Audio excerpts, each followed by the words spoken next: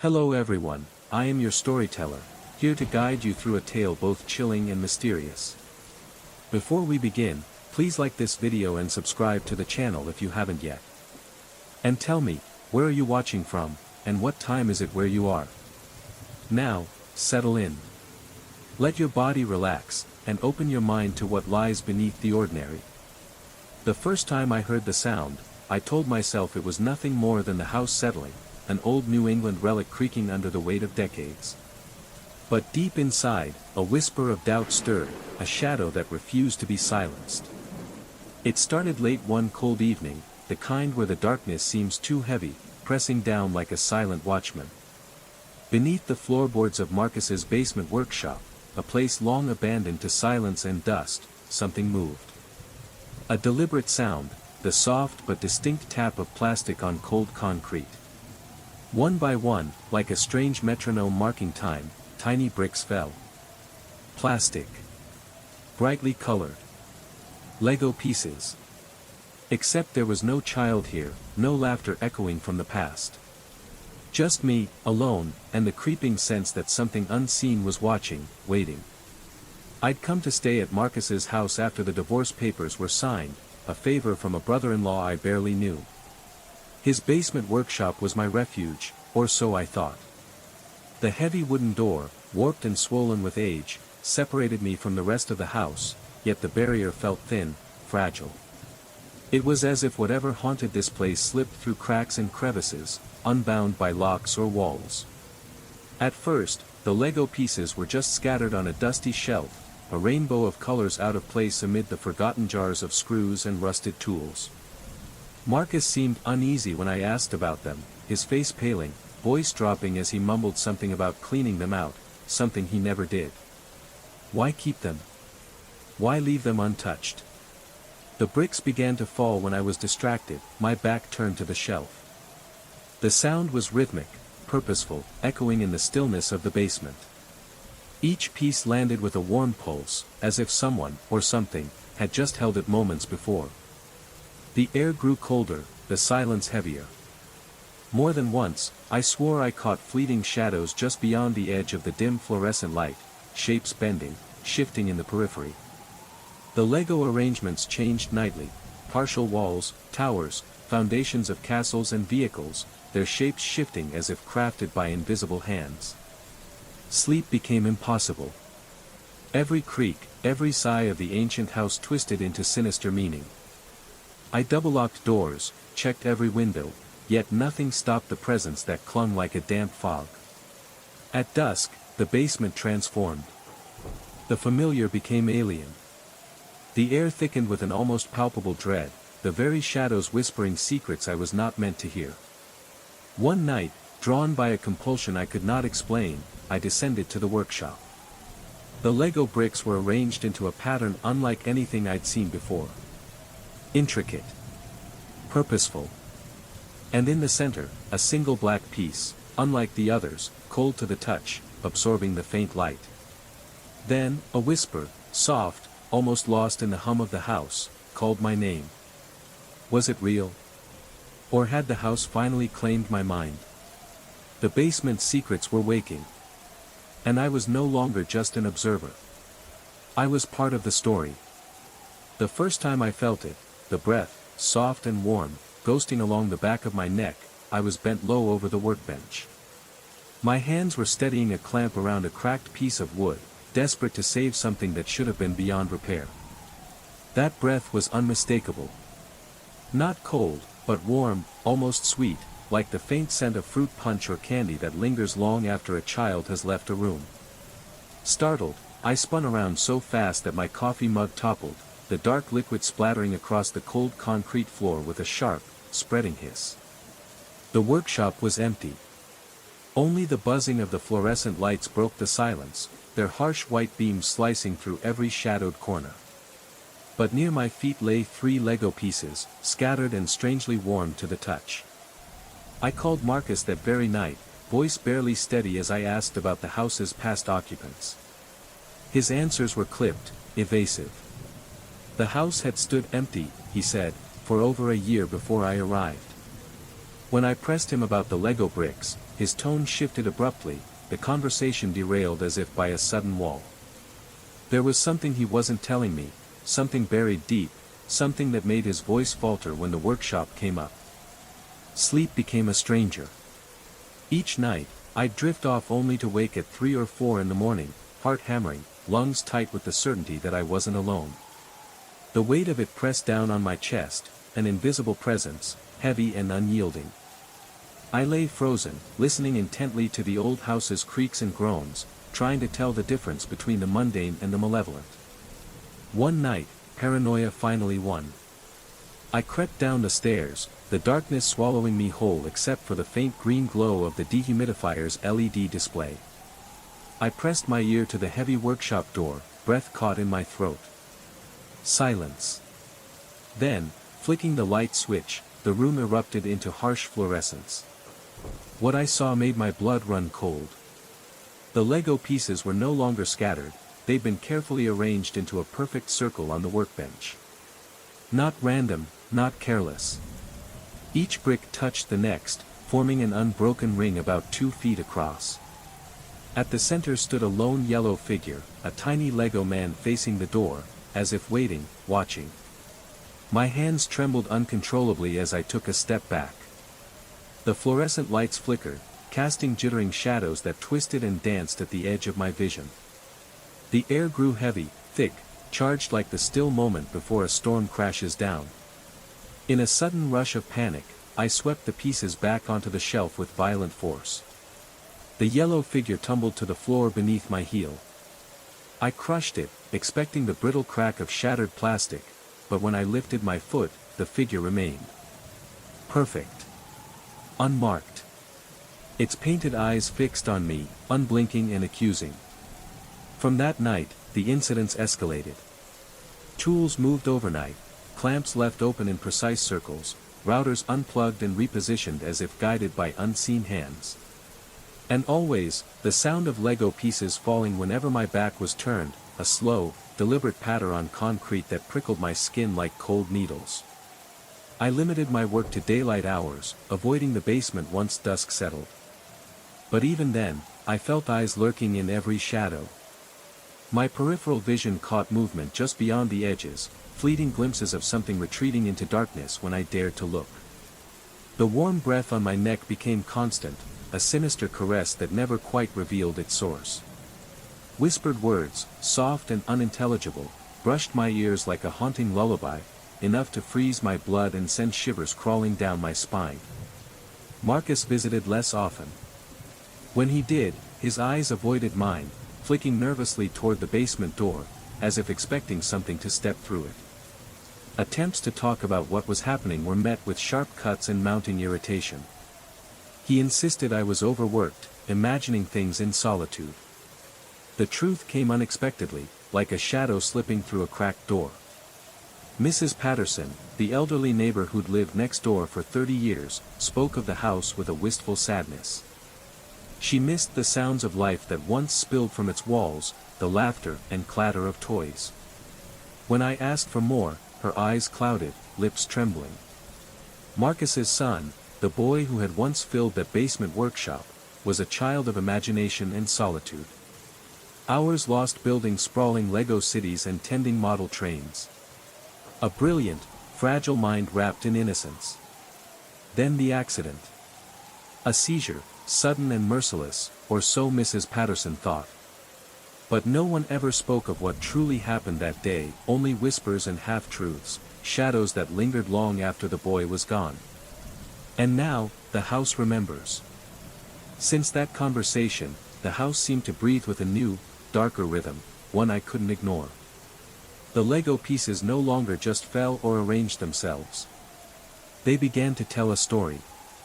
Each morning, I'd find new configurations, miniature walls built higher, tiny doorways carved between bricks, pathways laid out like maps. One evening, as the sun bled away behind bare trees, I caught myself staring into the circle on the workbench, hypnotized by the precision. The yellow figure was always there, standing sentinel at the center, but lately I noticed others, tiny, shadowed figures barely visible in the flickering light. They appeared and disappeared like ghosts. I started hearing the sounds too, the soft, scuttling footsteps echoing in the basement, just beyond the reach of the light. At first, I told myself it was the house settling, rats, or the wind slipping through cracked windows. But the rhythmic tapping, the deliberate clicks of plastic bricks, those were something else entirely. A language without words, spoken in the silence beneath my feet. One night, driven by a mix of terror and fascination, I stayed awake until the clock struck 3. The house was still, almost expectant.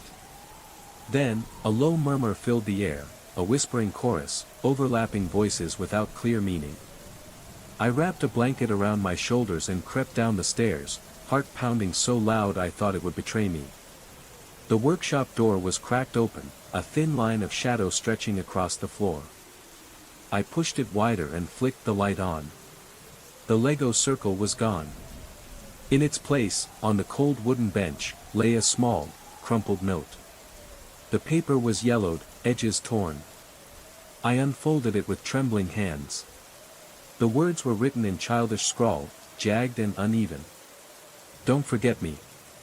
A chill like ice water ran down my spine.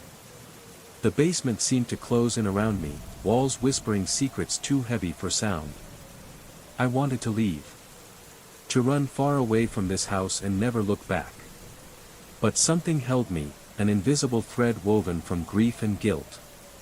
That night, the breath came again. Not just on my neck this time, but brushing across my face like a sigh, warm and fragile. The scent was stronger now, sweet and faint, like faded candy, memories of innocence lost. And I realized, whatever haunted this place was not done speaking. It was reaching out. Days passed, but sleep remained a distant memory. Each creak of the house echoed louder in my ears, and the shadows seemed to stretch longer, as if eager to swallow me whole. I found myself drawn back to the basement workshop again and again, compelled by a force I neither understood nor welcomed. One late afternoon, as the last golden rays filtered weakly through grimy windows, I noticed something new on the workbench, a tiny, delicate handprint pressed into a thin layer of dust. It was small, childlike, the fingers splayed wide as if reaching out for something just beyond grasp. My breath caught. The air grew cold, heavier than before. Goosebumps rose on my skin as a whisper curled through the silence, so faint I thought I imagined it. "Help me." I spun around, heart pounding, but the basement was empty save for the dull hum of the dehumidifier. The Lego pieces lay undisturbed on their shelves, yet I felt a presence, an unseen weight pressing down, waiting. That night, unable to resist, I began researching the house's history. I learned about Marcus's son, Ethan, a brilliant boy with an imagination as vast as the sky, whose sudden death left a hollow silence that the house refused to fill. Neighbors spoke in hushed tones of his favorite pastime, building Lego worlds so intricate they seemed alive. And now, it seemed, those worlds were trying to reach beyond plastic walls, to touch reality. I started documenting the strange happenings, the warm Lego pieces, the whispered voices, the moving shadows. Each night, the activity intensified. The breath on my neck became a constant companion. The whispering voices grew clearer, more urgent. One evening, as rain lashed the windows and thunder rolled overhead, I heard footsteps, soft, deliberate, descending the stairs. Frozen, I waited. A chill wind swept through the basement, snuffing out the lights. In the darkness, the faint glow of Lego bricks formed a path leading deeper into the shadows. Marcus had found his son collapsed in that workshop. Despite the frantic efforts of paramedics, Ethan never regained consciousness. For 3 long months, he lingered in a fragile coma, his body alive, but his spirit unreachable. Then his parents made the impossible decision to let him go. When Mrs. Patterson told me this, her words struck like a blow to the chest. The workshop hadn't been abandoned by mere choice or neglect. Marcus had fled it, unable to bear the weight of loss trapped in those walls.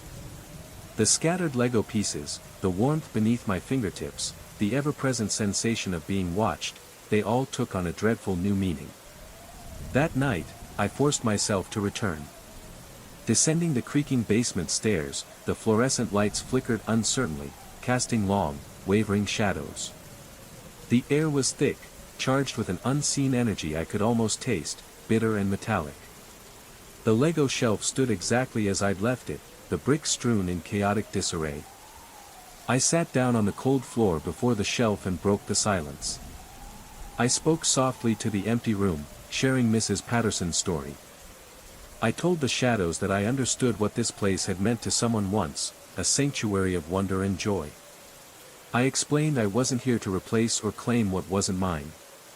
As I spoke, the oppressive heaviness that had gripped the basement for weeks began to lift, replaced by something gentler, yet no less profound. When my words faltered into silence, I carefully began to rebuild a simple Lego house, for sturdy walls, a door, a slanted roof. Nothing grand, but deliberate. For 3 days I avoided the workshop. When I returned, the house had grown. New rooms had been added, green bricks shaped into a garden, tiny trees lined in perfect rows. The intricate expansion could not have been random. Whoever or whatever was there had responded, welcomed the gesture. Most astonishingly, the oppressive sensation of being watched vanished. The warm breath on my neck ceased. For the first time, the workshop felt peaceful, a quiet understanding bridging past and present.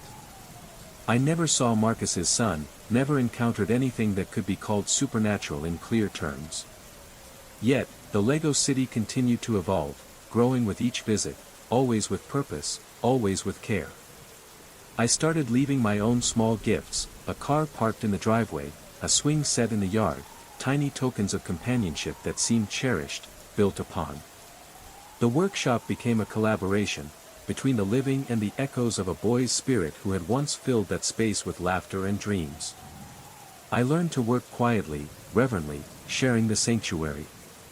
6 months later, when I finally moved out, ready to rebuild my life elsewhere, I left the city intact.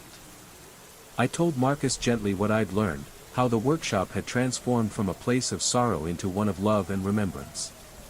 He wept when he saw the sprawling miniature metropolis sprawling across the workbench, a maze of streets, buildings, and gardens shaped by patient hands across the impossible divide of life and death.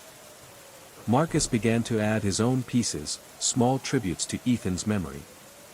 The workshop was no longer a place to fear or avoid. It was a testament to enduring love, built one small brick at a time. Sometimes, I still dream of those warm plastic bricks. The sensation of invisible hands carefully placing each piece, a silent promise of creation beyond death's reach. No fear remains, only the quiet joy of connection, of a story shared in the spaces between worlds. Story 2. The soot marks appeared each morning like silent accusations written in ash.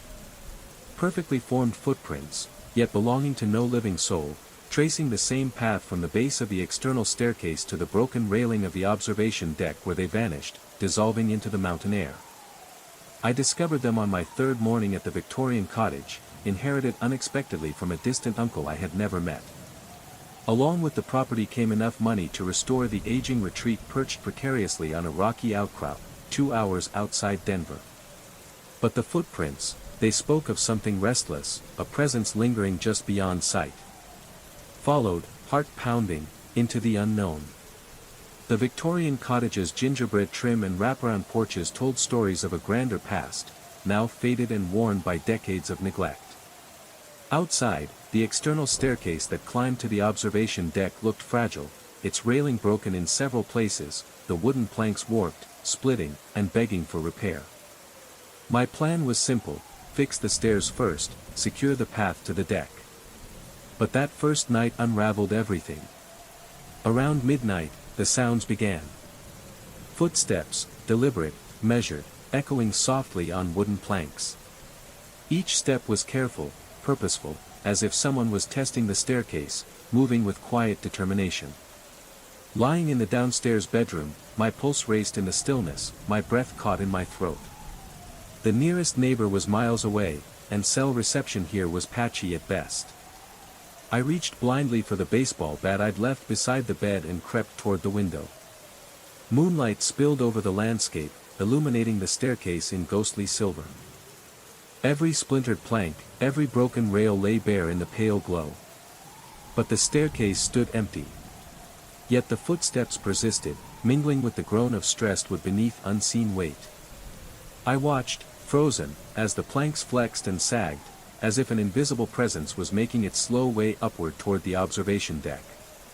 Cold sweat prickled the back of my neck despite the October chill. I gripped the bat tighter, willing my mind to find reason. Wind? No, wind wouldn't bend the boards so deliberately. Animals? They wouldn't climb like this, so precise and unhurried. The steps reached the top. Then, silence. I pressed my face against the glass, fogging the pain with my breath, straining to see into the darkness. The observation deck was empty. But I knew I was being watched. Something up there was studying me, silent, unseen. Minutes stretched, taut and heavy. Then came a sound that seared itself into memory, a long, agonized creak as the broken railing gave way just a little more. Morning light revealed the impossible. Across the base of the external staircase, a trail of soot footprints appeared, perfect impressions, sharp and black as night's shadow. They hadn't been there the evening before. Each print was clear, the outline of a large work boot, size 10 or 11, with distinctive wear marks on heel and toe. The prints traced the entire staircase, pausing at the exact spots where I had heard the hesitant steps. At the top, the trail ended beside the broken railing. The last footprint pointed toward empty air and a deadly 60-foot drop to jagged rocks below. I studied every mark, heart pounding anew. The soot was real, dark and smudgy beneath my fingers. But the cottage hadn't burned, the chimneys hadn't been used in years. There was no ash elsewhere. No sign that anyone had entered. It was as if something made of soot itself had climbed those stairs, alone, silent, and unseen. That day I threw myself into repairs, reinforcing railings, replacing the worst planks, desperate to reclaim some rational control. But as darkness fell, dread coiled in my stomach like a stone. Would the footsteps come again? Would fresh footprints stain the morning? Exactly at midnight, they returned. This time, I was ready. Stationed at the kitchen window, flashlight gripped tight in one hand, phone recording in the other, I watched the stairs in the cold night air. The scent of pine mingled with the sharp promise of coming snow, but beneath it all lurked something else, acrid and faint, like smoldering wood. The footsteps began, slow and deliberate. The stairs responded beneath the invisible weight, compressing and rebounding, bending with unnatural precision. I focused the flashlight's beam onto the steps, heart hammering, but saw nothing. At the seventh step, the footsteps paused. Then came a sound, a low, haunting whistle that wound through the night air. It was no wind.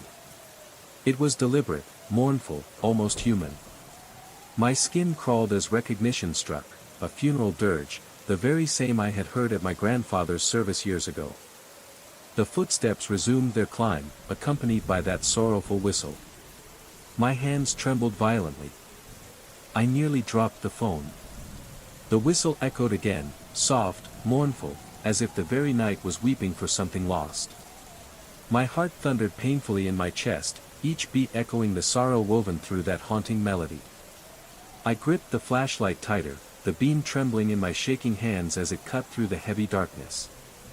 The footsteps climbed steadily, slow and relentless, following a path I could see but not touch.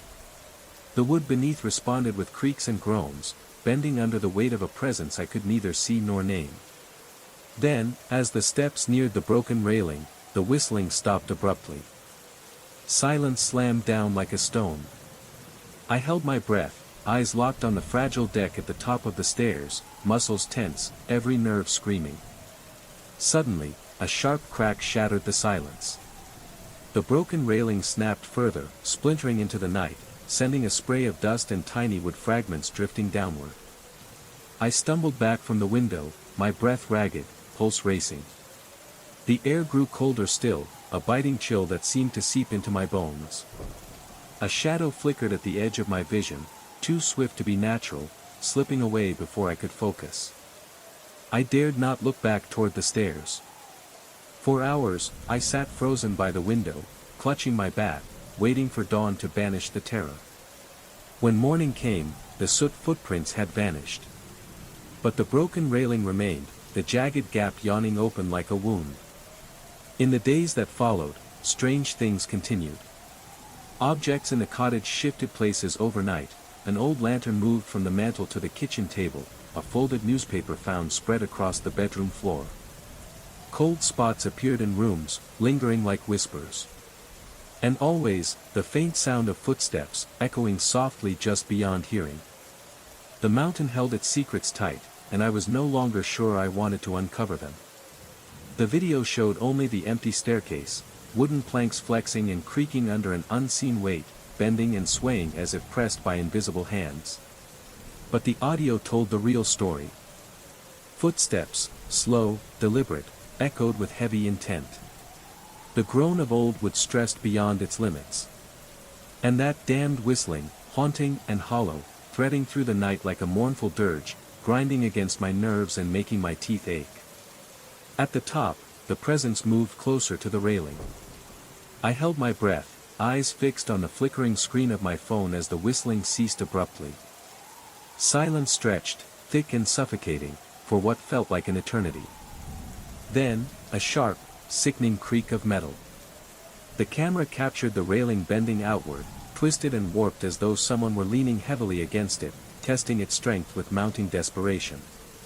And then came a sound that turned my blood to ice, a sharp crack, followed by the whoosh of rushing air, something heavy plummeting through the darkness beyond the deck. I leapt from my chair and bolted outside, flashlight beams piercing the blackness, sweeping frantically across the jagged rocks below. But there was nothing. No body. No debris. No sign that anything, or anyone, had fallen. Only the whisper of pine branches in the wind, and my own ragged breathing bouncing off the mountainside. Morning brought new horrors.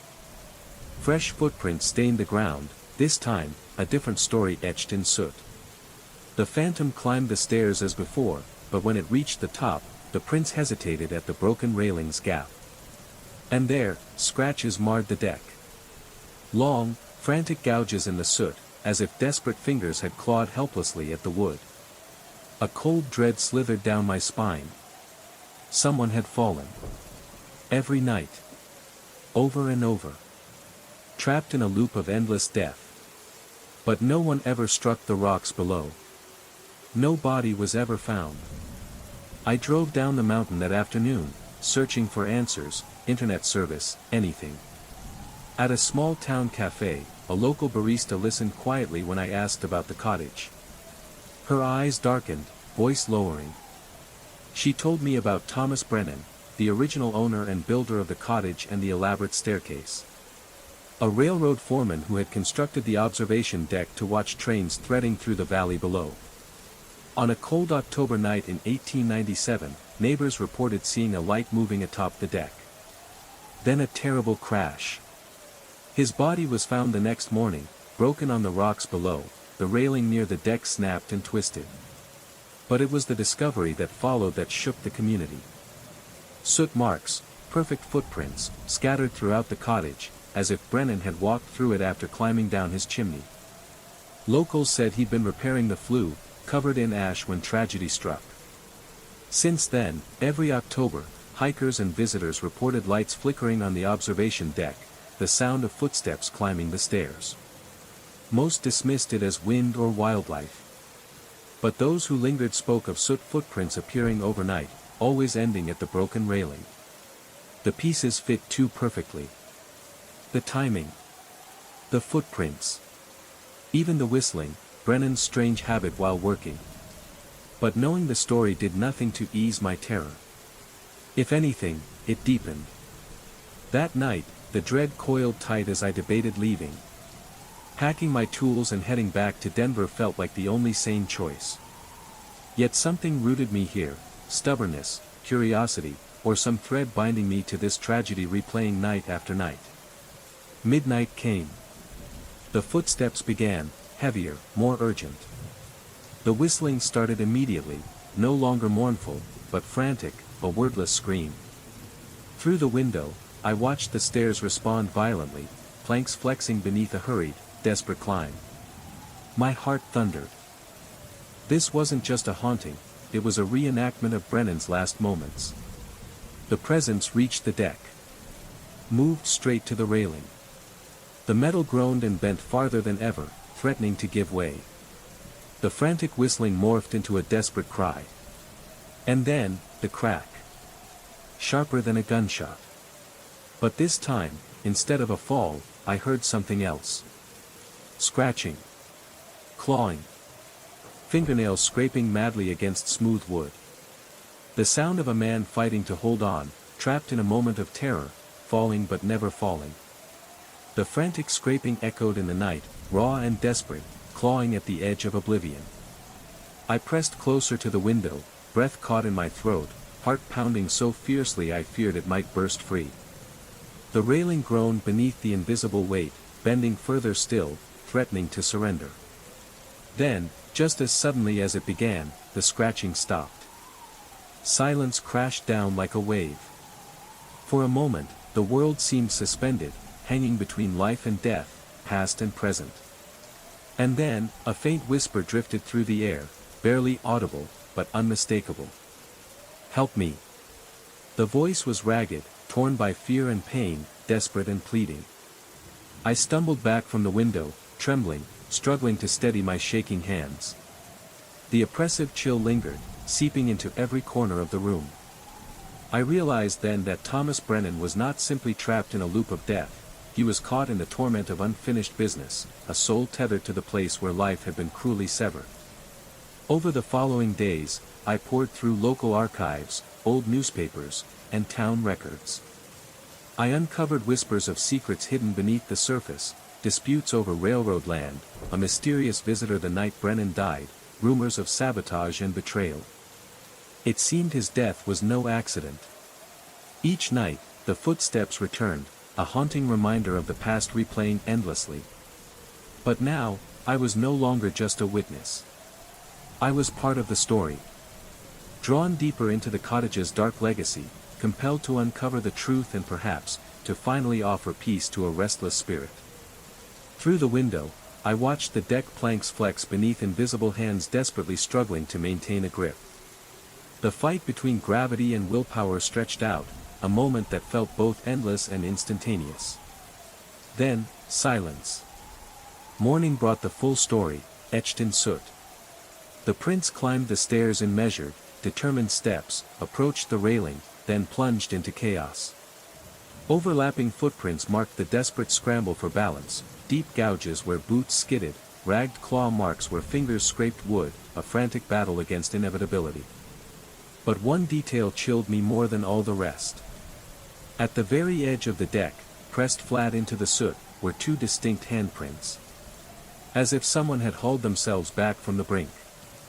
The prince continued, leading away from the railing, across the deck, then down the stairs. But these footprints faced the wrong way. They descended backward, looking upward, as if retreating while keeping watch over the deck they had just left behind.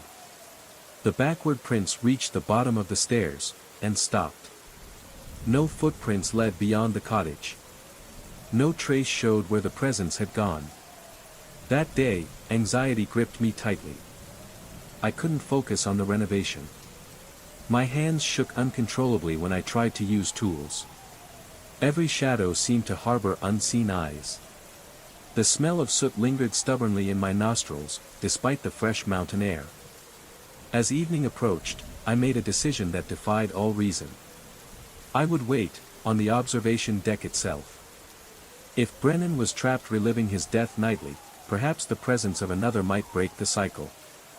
Maybe, just maybe, I could prevent a tragedy that had already played out over a century ago. As sunset bathed the mountains in purple and gold, I climbed the external stairs. The deck felt solid beneath my feet, the new railing sturdy and secure. I stood near the spot where the original railing had failed. Close enough to intervene, yet distant enough to avoid being pulled down if things went awry. The tension stretched my nerves taut. Every sound, wind sighing through pines, timber settling, my own heartbeat pounding, made me jump. As darkness fully claimed the mountainside, the air thickened with the familiar scent of soot. I sensed the presence before I heard it. A weight settled on the stairs below, causing the structure to shiver.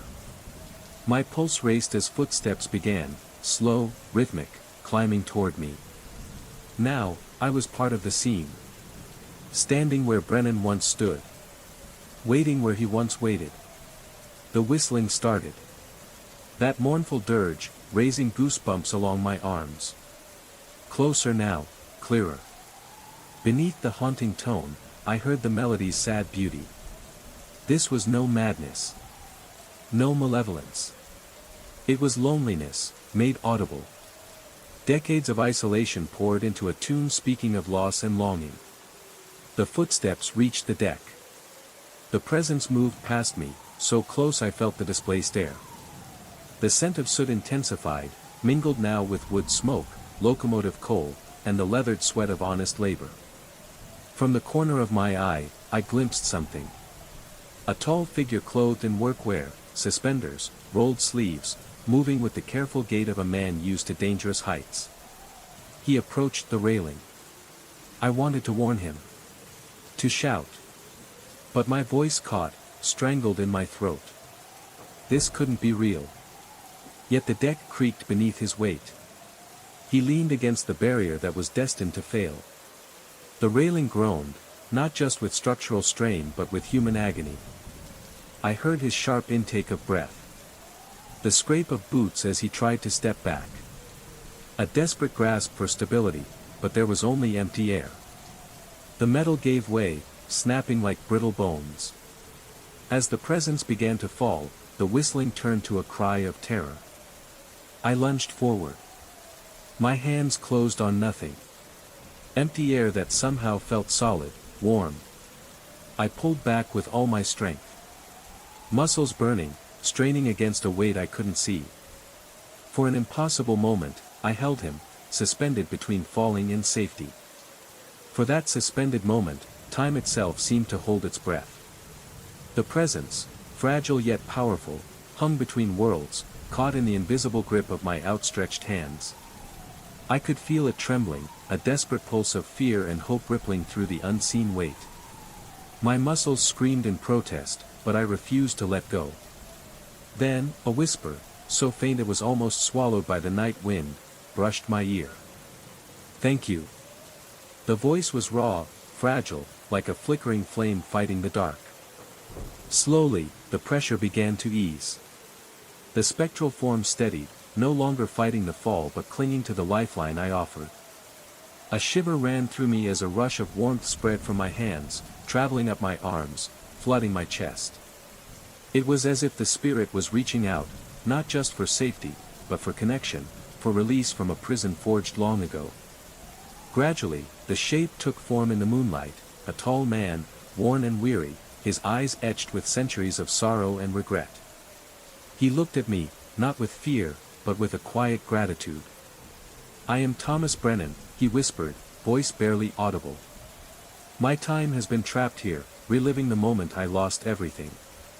The wind sighed, carrying away centuries of pain. "Help me find peace," he pleaded.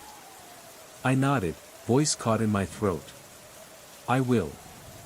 Together, we faced the abyss, the broken railing, the jagged rocks below, the place where life had fractured. With trembling hands, I touched the shattered wood, feeling the echoes of that terrible night. Brennan's form began to glow softly, the weight of years lifting. And as dawn's first light kissed the mountaintop, a profound stillness settled over the deck. The endless loop was broken. The spirit released. And in that fragile silence, I knew that some stories, though born in tragedy, could find redemption in unexpected places. The house breathed around me in the darkness, its wooden bones creaking with secrets I wasn't meant to know. Traditional Japanese architecture carries a weight different from Western construction.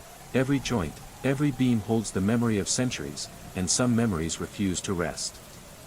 I had inherited this property from my great-uncle Marcus, a man I had met exactly twice before his passing.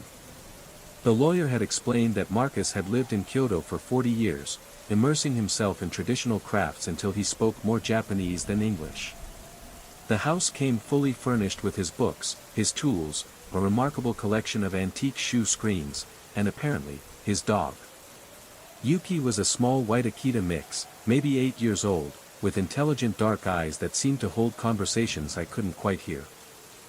She had taken to me immediately, perhaps sensing some familial resemblance, or perhaps grateful for human company after weeks alone, with only the neighbors feeding her through the garden gate. The first night, I attributed her restlessness to grief.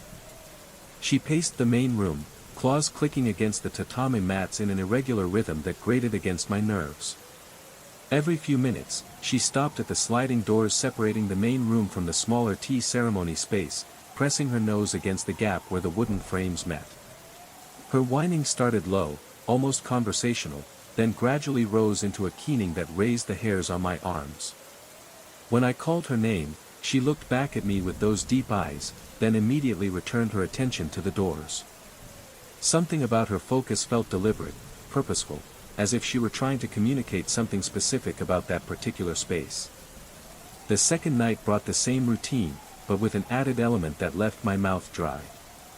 As Yuki stationed herself before the sliding doors, I noticed the rice paper panels beginning to dimple inward, as though someone on the other side were gently pressing against them.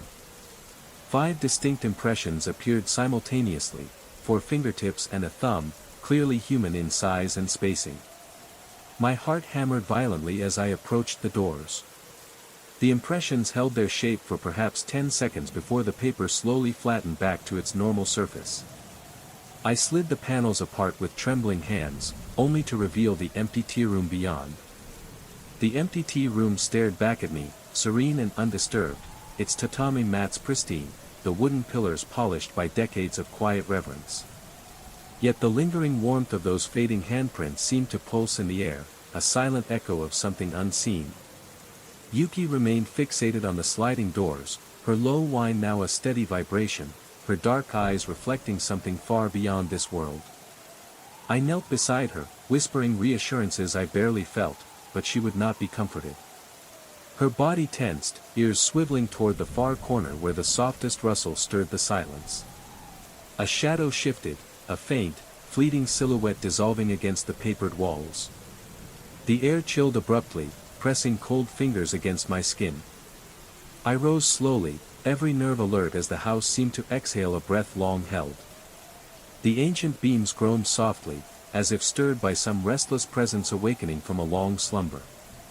Then, from deep within the house, a soft, rhythmic tapping began, like delicate footsteps pacing the narrow corridor beyond the tea room. Yuki's growl rose, low and warning. She stepped forward, teeth bared, fur bristling. I followed cautiously, sliding the shoji doors shut behind us. The house's weight pressed heavier with each step, memories locked tight in its wooden bones.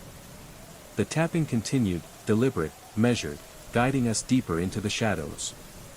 And in that moment, I knew this was only the beginning. Moonlight filtered softly through the exterior shoji, casting the room in silvers and shadows that danced gently across the tatami mats.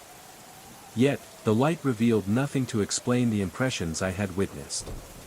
The emptiness mocked me. Sleep became a stranger.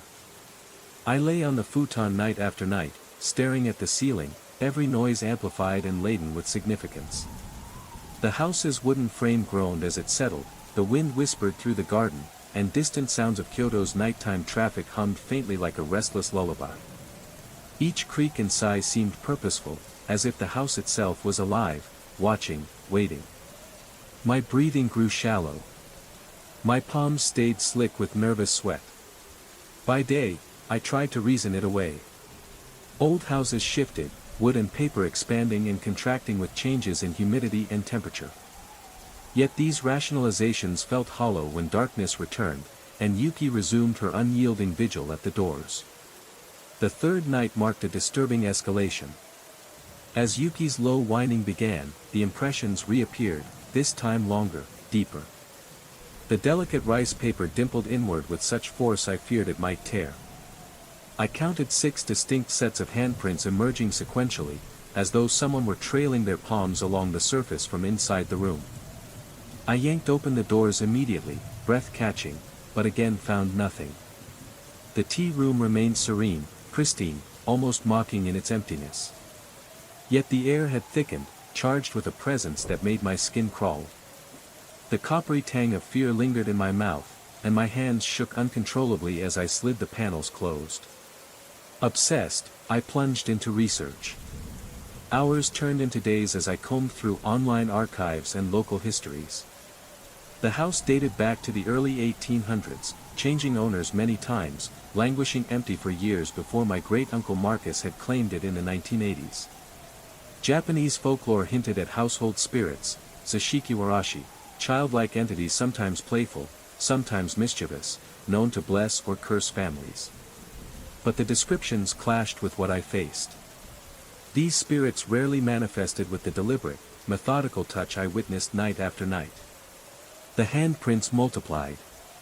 By the week's end, they appeared multiple times each night, sometimes tracing fingers down entire panels.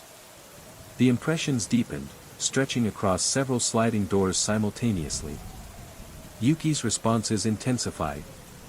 She growled fiercely at the doors, hackles raised, body taut, ready to defend against an unseen intruder. Yet her aggression felt conflicted. Sometimes, she barked with fierce warning. Other times, she whimpered plaintively, as if communicating with something both threatening and oddly familiar. Sleep deprivation weighed heavily on me. Dark circles framed my eyes, my hands trembled uncontrollably. Coffee no longer steadied me, leaving me jittery and exhausted in equal measure. Shadows flickered at the edges of my vision during daylight, shapes vanishing when I dared to focus. Then came the breakthrough. While organizing my great-uncle's papers, I found a worn leather journal nestled inside an ornate wooden tea box. His meticulous handwriting filled page after page, notes on the house's strange presences, dreams indistinguishable from reality. Marcus had experienced much the same phenomena but drew a different conclusion. He theorized the house existed in a temporal overlap, layers of time bleeding through one another.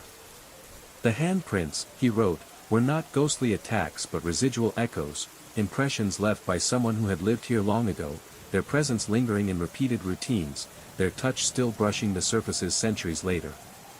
Though this idea might comfort some, it only deepened my unease. If these were echoes of the past, then what other moments waited, trapped and replaying within these walls? The house was no longer just a home. It was a crossroads, where time itself faltered, and memories refused to rest. As days bled into nights, the house revealed itself less as a structure of wood and paper, and more as a living vessel of time itself, layers of past and present folding together, brushing against one another in silent reverberations. I began to sense the rhythm of these temporal echoes, subtle and irregular, like heartbeats out of sync with reality. One evening, as twilight deepened into indigo, I sat cross-legged on the tatami floor, journal in hand, tracing Marcus's meticulous notes. His writings described phenomena I had only begun to understand, fleeting shadows slipping through sliding doors, whispers caught on the wind that seemed to answer unspoken questions, and the tangible sensation of footsteps belonging to no living soul. That night, the air thickened with expectation. Yuki, usually restless, lay at my side, ears perked. Suddenly, the rice paper panels began to quiver, not from wind, but as if touched by invisible fingers. Impressions appeared, a pair of hands, then a faint silhouette pressed against the paper, shifting like mist caught in sunlight. I reached out, fingertips grazing the delicate surface. The room shimmered. Suddenly, I was no longer alone. In the pale glow, figures emerged, ghostly apparitions of past inhabitants caught mid-motion, performing rituals and routines long past. A woman in a kimono arranging flowers, a man reading scrolls by candlelight, children playing beneath paper lanterns. Their images flickered like ephemeral dreams, moments caught between existence and oblivion. Time folded around me. I felt their presence, neither threatening nor benign, but insistent, a tapestry of lives intertwined across centuries. Marcus's theory was true. This house was a threshold, a place where the past seeped into the present, where memory took shape and refused to fade. But with this revelation came a chilling question. What anchored these spirits here? What threads bound them to this fragile fabric of wood and paper, trapping their echoes in endless replay? As I pondered, Yuki growled softly. From the shadows, a new figure stepped forward, distinct and clear. An elder man, face lined with sorrow, eyes deep pools of regret. He looked directly at me. And spoke, voice heavy with centuries. You see now what lies beneath the surface. We are the memories you cannot forget.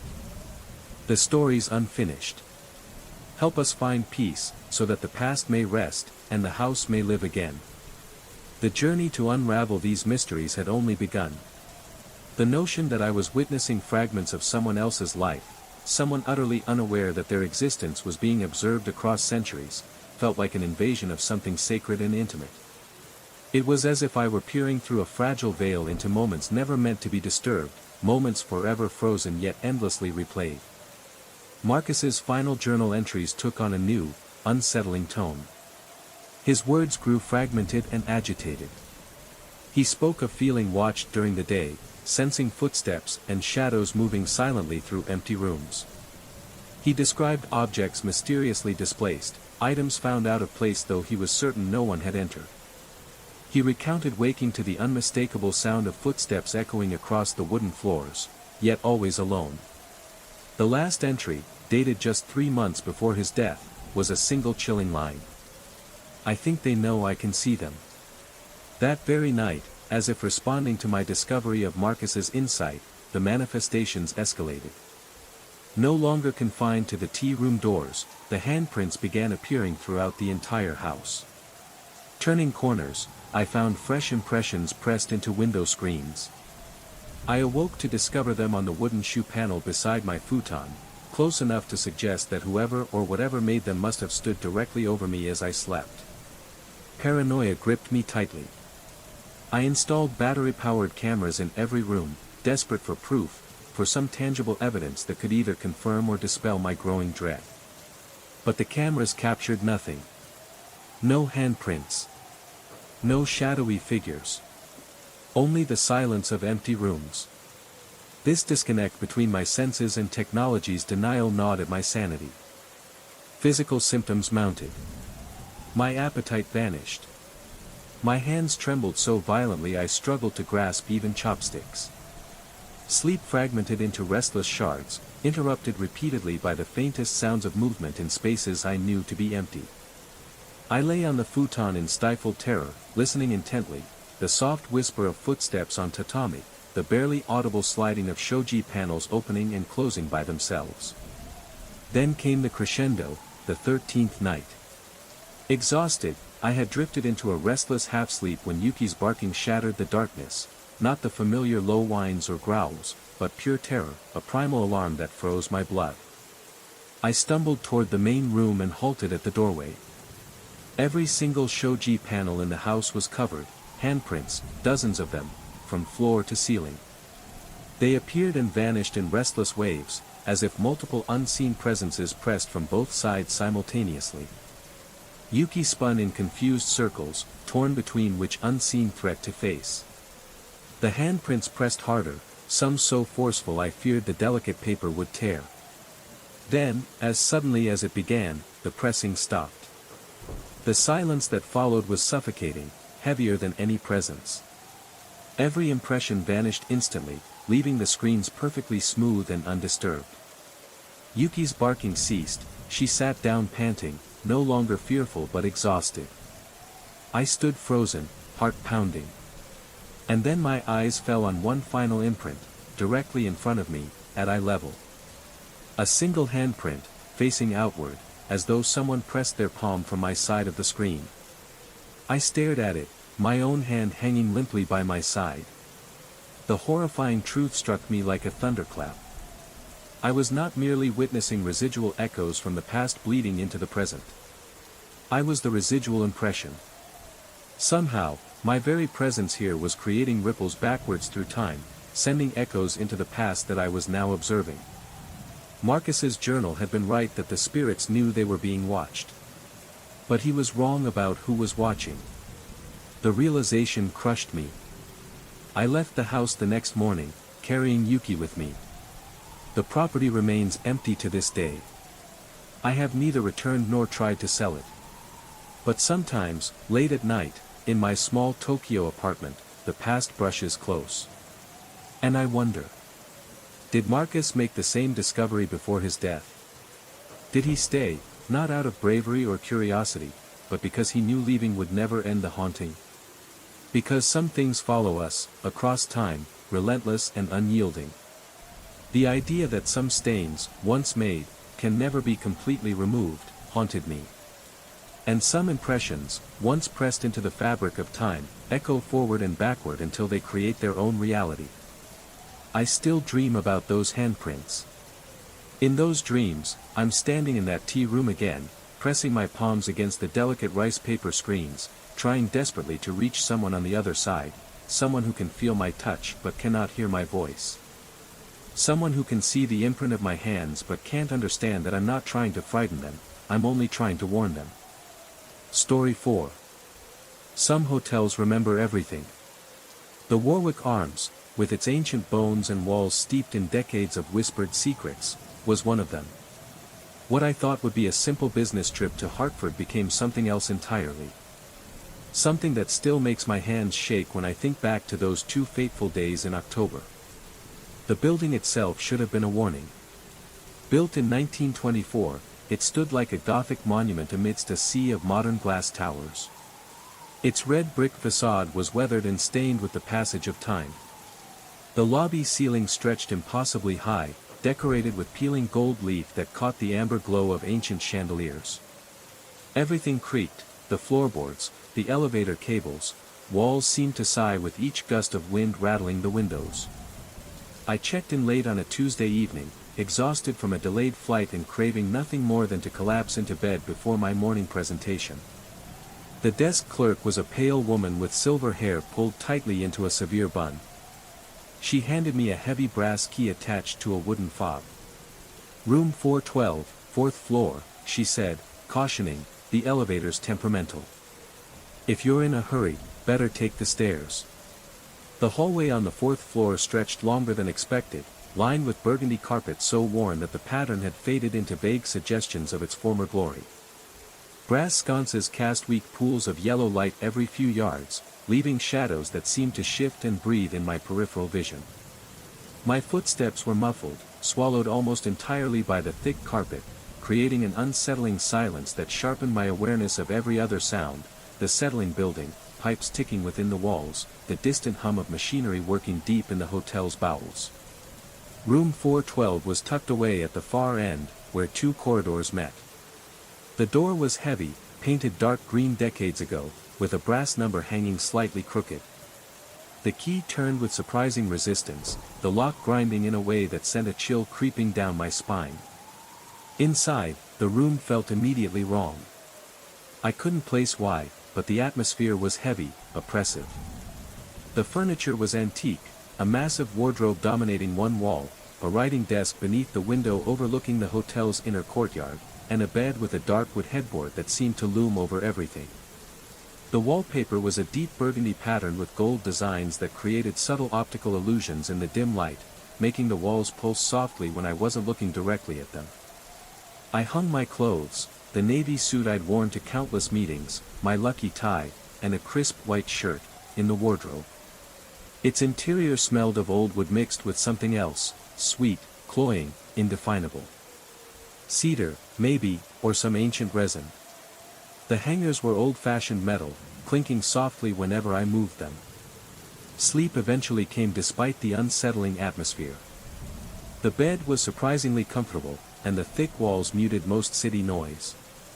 My last conscious thought was relief that I'd be leaving the next evening, returning to the familiarity of my apartment and normal life.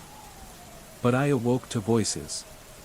2 women, speaking with the casual cruelty reserved for strangers they assumed were beyond hearing. They criticized my clothes, the fabric of my suit, the choice of tie, wondered aloud about my taste, and my place among them. Their voices were clear and close. So close, for a terrifying moment, I thought they were in my room. The voices lingered just beyond the veil of sleep, sharp and unmistakable, yet when I opened my eyes, the room was empty, silent except for the faint hum of the air conditioning. My heart hammered as I scanned the shadows, every corner seeming to stretch and pulse with hidden life. I told myself it was a dream, nothing more than the residue of exhaustion and travel stress, but the chill creeping up my spine refused to be dismissed. Throughout the day, the hotel seemed to watch me. Shadows shifted at the edge of my vision, and I caught fleeting glimpses of movement and reflections, an apparition in a window, a flicker behind a curtain. The other guests moved like ghosts themselves, faces pale and eyes hollow, their conversations laced with half-whispers and wary glances.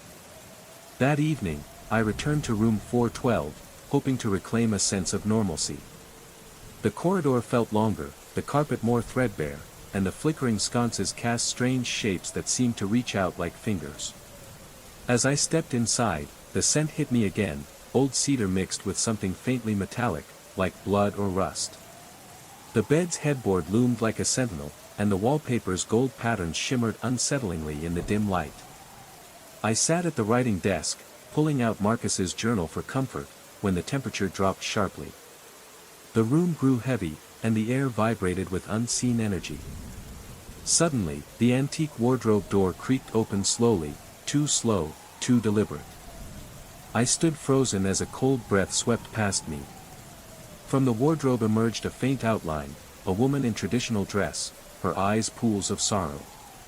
She reached toward me with translucent hands, mouthing words I could not hear but somehow understood, a plea, a warning. Then, she vanished. From that moment on, the nights in room 412 became a cycle of hauntings, ghostly figures appearing and disappearing, whispers echoing through the walls, and the relentless feeling that I was trespassing in a place where time refused to move forward. The voices clawed at the edges of my sanity, relentless and invasive, as if the very walls had turned conspirators against me.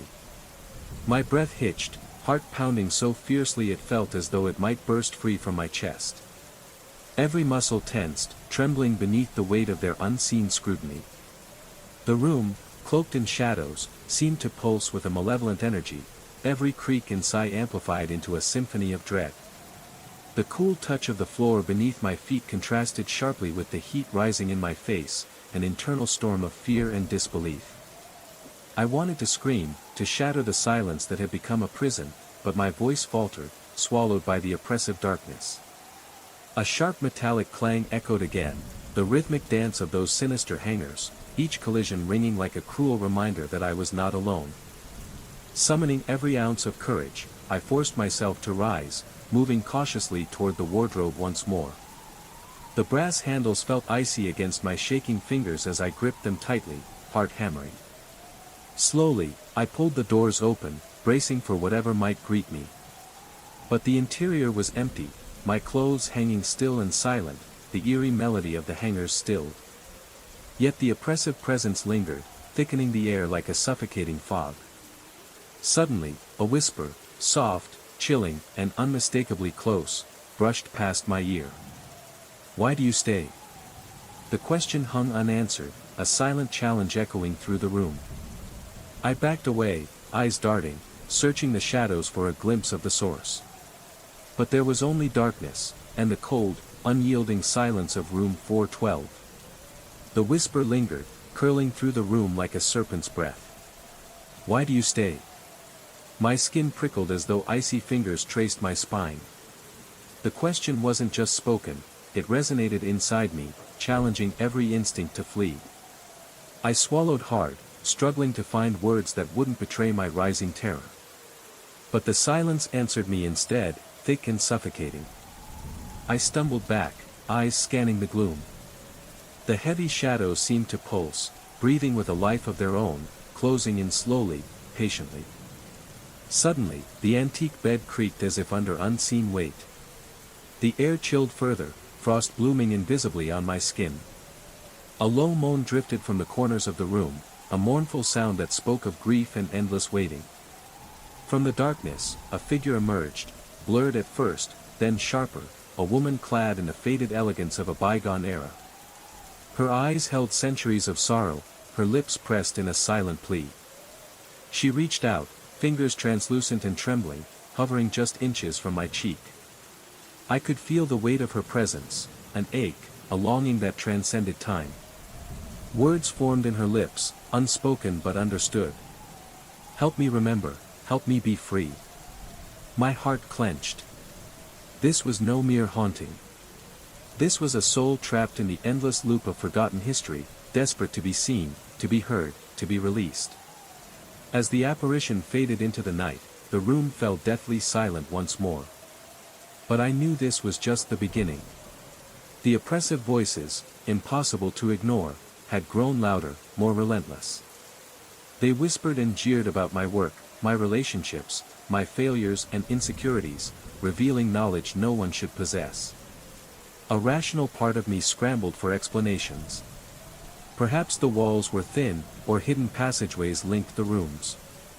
Maybe exhaustion had frayed my mind. But deep down, I knew the truth defied reason. I forced myself to rise, determined to escape, to demand another room. But when I grasped the door handle, it would not budge. The lock was disengaged, the deadbolt fully retracted, yet the door remained sealed as if an immense weight pressed against it. Panic clawed at my chest as I heaved against the stubborn barrier. The laughter returned, the same shattered glass sound that had roused me. Turning to the window, I yanked back the heavy curtains, but the familiar courtyard had vanished.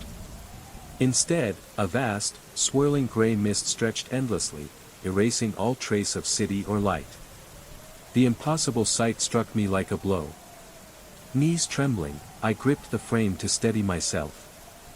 Hotels didn't float in voids, doors didn't lock themselves, voices didn't spill from empty wardrobes. Yet my senses swore otherwise. The voices shifted tone, urgent, insistent, calling my name with an eerie foreignness. They whispered secrets I'd never shared, childhood fears, private humiliations, even the exact bills in my wallet. One voice recited my social security number, my mother's maiden name, passwords I kept locked away. The sound penetrated my skull, invading thoughts as if rifling through my memories. They mocked my deepest vulnerabilities. Desperation overwhelmed me. I screamed, a raw, animalistic howl born from pure terror, until my throat burned and my voice cracked. Yet, the torment persisted, the voices rated my scream, mocking its quality.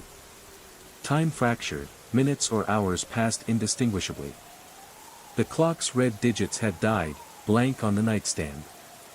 The relentless barrage continued, dredging forgotten memories from shadowed corners of my mind. Then, suddenly, silence. So complete it stunned my ears. I lowered trembling hands, straining to hear. The wardrobe doors stood open, though I'd neither seen nor heard them move. The interior was unnaturally dark, swallowing the ambient light of the room. The wardrobe's yawning darkness swallowed every sliver of light, an abyss that seemed to pulse with a presence both ancient and hungry. I hesitated, heart pounding like a drum in my chest, every instinct screaming to flee, but curiosity, that cruel companion, held me rooted in place. Slowly, I extended a trembling hand toward the shadowed interior. The air grew colder still, biting at my skin like frost, and a faint, metallic tang filled my nostrils, the scent of iron and decay. As my fingers brushed the darkness, a sudden shudder rippled through the wardrobe, as if something unseen recoiled from my touch. Then, shapes began to materialize, wisps of smoke coalescing into flickering forms, pale faces distorted in silent screams, eyes hollow yet accusing. The air thickened with whispers, soft, desperate, incoherent pleas that scraped at the edges of sanity. From the depths emerged a figure draped in tattered robes, its face a blurred mask of sorrow and rage. It reached out, fingers clawing toward me, fingertips trailing trails of cold despair. I stumbled backward, breath catching, as the room seemed to tilt and warp. The wardrobe's darkness expanded, threatening to spill out, to engulf me in its eternal void. Yet, amidst the terror, a voice, soft, sorrowful, whispered through the chaos, "Release us, free us from the endless night. Compelled beyond reason, I realized that within this ancient, cursed furniture lay the trapped souls of those long forgotten, victims of past betrayals and cruelty, bound to the hotel by chains forged in anguish and regret. Their torment was a tapestry woven through the walls, their restless cries echoing in every creak and shadow. I knew then that escape would require confronting not just the darkness inside the wardrobe, but the shadows lurking in the history of the Warwick Arms itself. The elevator's doors slid open with a crisp, almost mocking ding, revealing the familiar brass interior bathed in the soft glow of its overhead light. I stepped inside without hesitation, the cold grip of dread still clutching my chest. The mirror opposite me reflected my pale, frantic face, wide eyes darting, sweat glistening on my brow. Behind me, the hallway seemed to stretch and warp, shadows pulsating with unnatural life. The sinister figures moved with an otherworldly grace, their distorted forms gliding closer, weaving through the darkness like whispers of a nightmare. Their once beautiful faces now twisted, eyes glowing with hunger as they reached out with elongated, claw-like fingers. I pressed the elevator button for the lobby, willing the heavy doors to close before their spectral hands could reach in. The metallic walls hummed softly as the cabin began its descent, sealing me in a fragile bubble between worlds. The oppressive atmosphere inside the elevator was suffocating, an invisible pressure pressing against my skin, making each breath a labor. The mirrored walls seemed to shimmer, briefly revealing fleeting images, faces contorted in torment, fractured memories trapped in glass. My mind raced. Escape felt possible, yet uncertain. Were these creatures bound to the hotel's halls, or could they follow me beyond? As the elevator slowed, the familiar chime echoed like a promise, and the doors parted to reveal the lobby's grand expanse, still and empty, yet heavy with silent expectation. I stepped out, heart pounding, glancing nervously over my shoulder. The shadows had receded. For now. But I knew the Warwick Arms held secrets far darker and deeper than mere ghosts. Secrets that thirsted for more. And I was only beginning to understand the price of uncovering them. The lobby stretched out before me like a silent cathedral, its grand space swallowed by shadows that seemed to press inward, as if the very walls were holding their breath. The chandeliers above flickered faintly, casting fractured pools of amber light that danced uneasily on the polished marble floor. My footsteps echoed hollowly as I moved toward the heavy front doors, each step weighed down by the lingering presence that clung to me like a shroud. I dared not look back, but the instinct was relentless. In the corner of my eye, I caught a flicker, a glimpse of those predatory forms slipping behind a pillar, vanishing as though they'd never been there. The air grew colder still, a creeping chill that seeped into my bones and whispered of things best left forgotten. As I reached the grand exit, the massive oak doors loomed closed. My fingers trembled as I grasped the cold brass handle, only to find it locked tight. Panic surged anew. I pulled and pushed with frantic desperation, but the doors refused to yield. Behind me, the shadows deepened, folding and swirling like living smoke. A voice, low and velvety, caressed the air beside my ear. "Leaving so soon?" it whispered. I spun around, heart hammering, to see no one, just the empty space where the shadows writhed. The temperature dropped abruptly, and frost began to trace delicate patterns along the marble floor. The sinister figures materialized once more, closer now, their forms more defined and grotesque. Their eyes gleamed with hunger, mouths stretching into predatory smiles that promised torment. "Stay," they murmured in voices like shattered glass. "Join us." I knew then that the Warwick Arms was no mere hotel, but a prison, a place where restless souls were trapped, feeding the darkness within its walls. With a surge of defiance, I turned away from the doors and sprinted toward the grand staircase. The ornate banister felt cold and unforgiving beneath my hands as I ascended, each step a battle against the encroaching despair. At the top, a doorway stood ajar, beckoning, a fragile sliver of light against the consuming gloom. I crossed the threshold into a small, forgotten room bathed in moonlight filtering through stained glass. Inside, an old diary lay open on a dust-covered desk. Its pages whispered of secrets, betrayals, and a curse born from greed and bloodshed. This was the heart of the haunting, the root from which the shadows grew. Gripping the diary, I steeled myself. To escape, to survive, I would have to unravel the past and confront the darkness that had claimed so many before me. The storm began at dusk, but it was the silence that warned me first. Not the howling wind or rattling windows, those came later. It was the complete absence of the city's usual electronic hum, that subtle buzz of electricity flowing through walls and wires, unnoticed until it vanished. The refrigerator's compressor fell silent. The heating unit's gentle whoosh ceased. Even the digital clocks went dark, their glowing numbers dissolving into black screens that reflected my pale, wide-eyed face.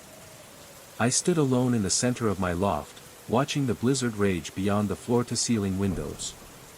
Snowflakes pelted the glass like angry moths, each impact leaving behind a wet smear that froze before slowly sliding down. The storm had arrived faster than predicted, transforming the city into a featureless white void. Streetlights flickered once, twice, then died, swallowed whole by the advancing wall of snow. My breath formed little clouds in the rapidly cooling air. The building's backup generator should have kicked in by now, but the silence stretched on, broken only by the wind's increasing violence battering the windows. I reached for my phone, but its screen remained stubbornly black. Dead. Every electronic device in the apartment had gone silent at once, as if some invisible force had reached inside and severed every connection to the modern world. That's when I noticed the smell. At first, it was barely detectable, a faint, waxy sweetness drifting from nowhere and everywhere all at once. I spun slowly, searching for its source, but the scent followed me, growing stronger with each breath, wrapping around me like an unseen veil. The smell was unmistakable now, like overripe flowers left to rot, mixed with the tang of ancient wax and something faintly metallic. It was the same scent I'd encountered months ago in the depths of room 412's wardrobe, the scent that had haunted my nightmares and lingered in the dark corners of my mind. I wasn't alone. Something was here with me in the blizzard's frozen silence. The scent thickened, curling around me like smoke from a forgotten fire.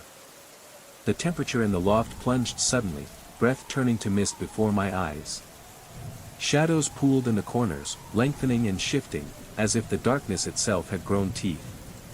A low, mournful hum vibrated through the walls, an ancient, resonant tone that seemed to pulse in sync with my rapidly beating heart. I felt it deep in my bones, a primal vibration that spoke of longing and loss. Then, without warning, the lights flickered, brief, tortured sparks of pale illumination before plunging me back into darkness. In that fractured glow, a figure emerged from the shadows.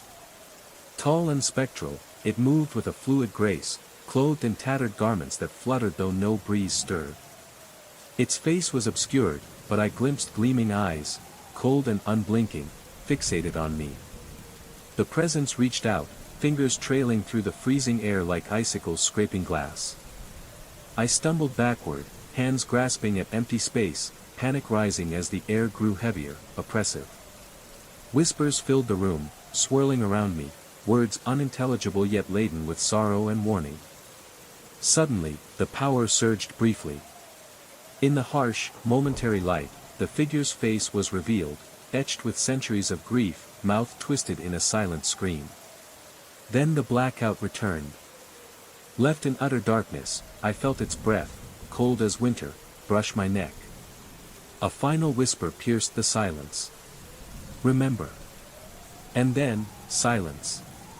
The crimson glow of the candles bathed the apartment in an unnatural light, an eerie, hellish hue that seemed to seep into the very walls, bleeding out shadows that twisted and writhed like living things.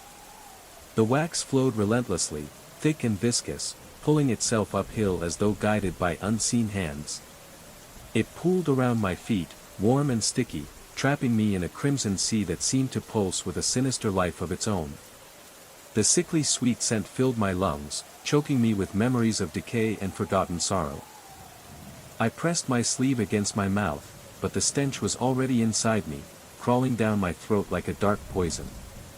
The howling wind outside grew louder, a chorus of anguished voices screaming through the storm. Something rattled violently against the glass, sharp taps that echoed like desperate knocks begging to be heard. Panic surged as I realized I was surrounded, trapped by this creeping tide of blood-red wax and haunted by the relentless storm. I staggered back toward the center of the room, the crimson light chasing me, painting my skin in feverish tones, distorting my reflection in every surface. My breath hitched. The room seemed to pulse with a heartbeat that was not mine, a rhythm forged from centuries of grief and wrath. Then, from the depths of the darkness, a voice, low, guttural, and dripping with malice, whispered. "You cannot escape what flows through you." The wax began to rise, climbing my legs like fiery serpents, cold and burning simultaneously. The air crackled with an electric charge, and I felt the heavy weight of something ancient pressing down on my soul. With every ounce of strength, I forced myself to look up, searching the flickering shadows for the source of the voice. Two figures emerged from the red haze, their forms shimmering and shifting, beautiful and terrible, alive and spectral. Their eyes glowed with the same crimson flame that consumed the room. One smiled, revealing teeth sharp and glistening. The other's gaze pierced through me, cold and unyielding. "We are the storm," they intoned in voices that seemed to come from the depths of the earth itself. "The reckoning. The blood debt. And you are the final piece." As the wax crept higher, binding me in its burning embrace, I realized that the storm was not just outside, but inside me. And whatever was coming could not be stopped. The crimson wax constricted around my legs, cold and suffocating yet burning with an unbearable heat that seared through every fiber of my being. Panic surged, but beneath it, a simmering resolve ignited, a desperate will to fight, to survive this ancient reckoning clawing at my soul. With trembling hands, I clawed at the thick rivulets binding me, breaking small sections free, the wax hardening instantly but never quite fast enough to trap me completely. Every movement sent shards of pain radiating through my limbs, yet I forced myself upward, seeking light, air, freedom. The spectral figures advanced, their crimson eyes burning with relentless hunger. Their voices echoed like thunder, promising torment, binding me to a fate written long ago. But I refused to surrender. Drawing on some deep, primal strength, I reached within, grasping memories of warmth, love, and light. I recalled the faces of those I cherished, the laughter shared, the small acts of kindness that tethered me to life's fragile beauty. I whispered their names into the suffocating dark, a mantra against the encroaching void. The wax writhed, as if stung by my defiance, trembling and cracking along the edges. The crimson flames flickered, dimmed, then recoiled, retreating from the unyielding light within me. The figures hissed, rage flaring like wildfire, but their forms began to dissolve, fracturing into shards of shadow and ember that scattered with the howling wind.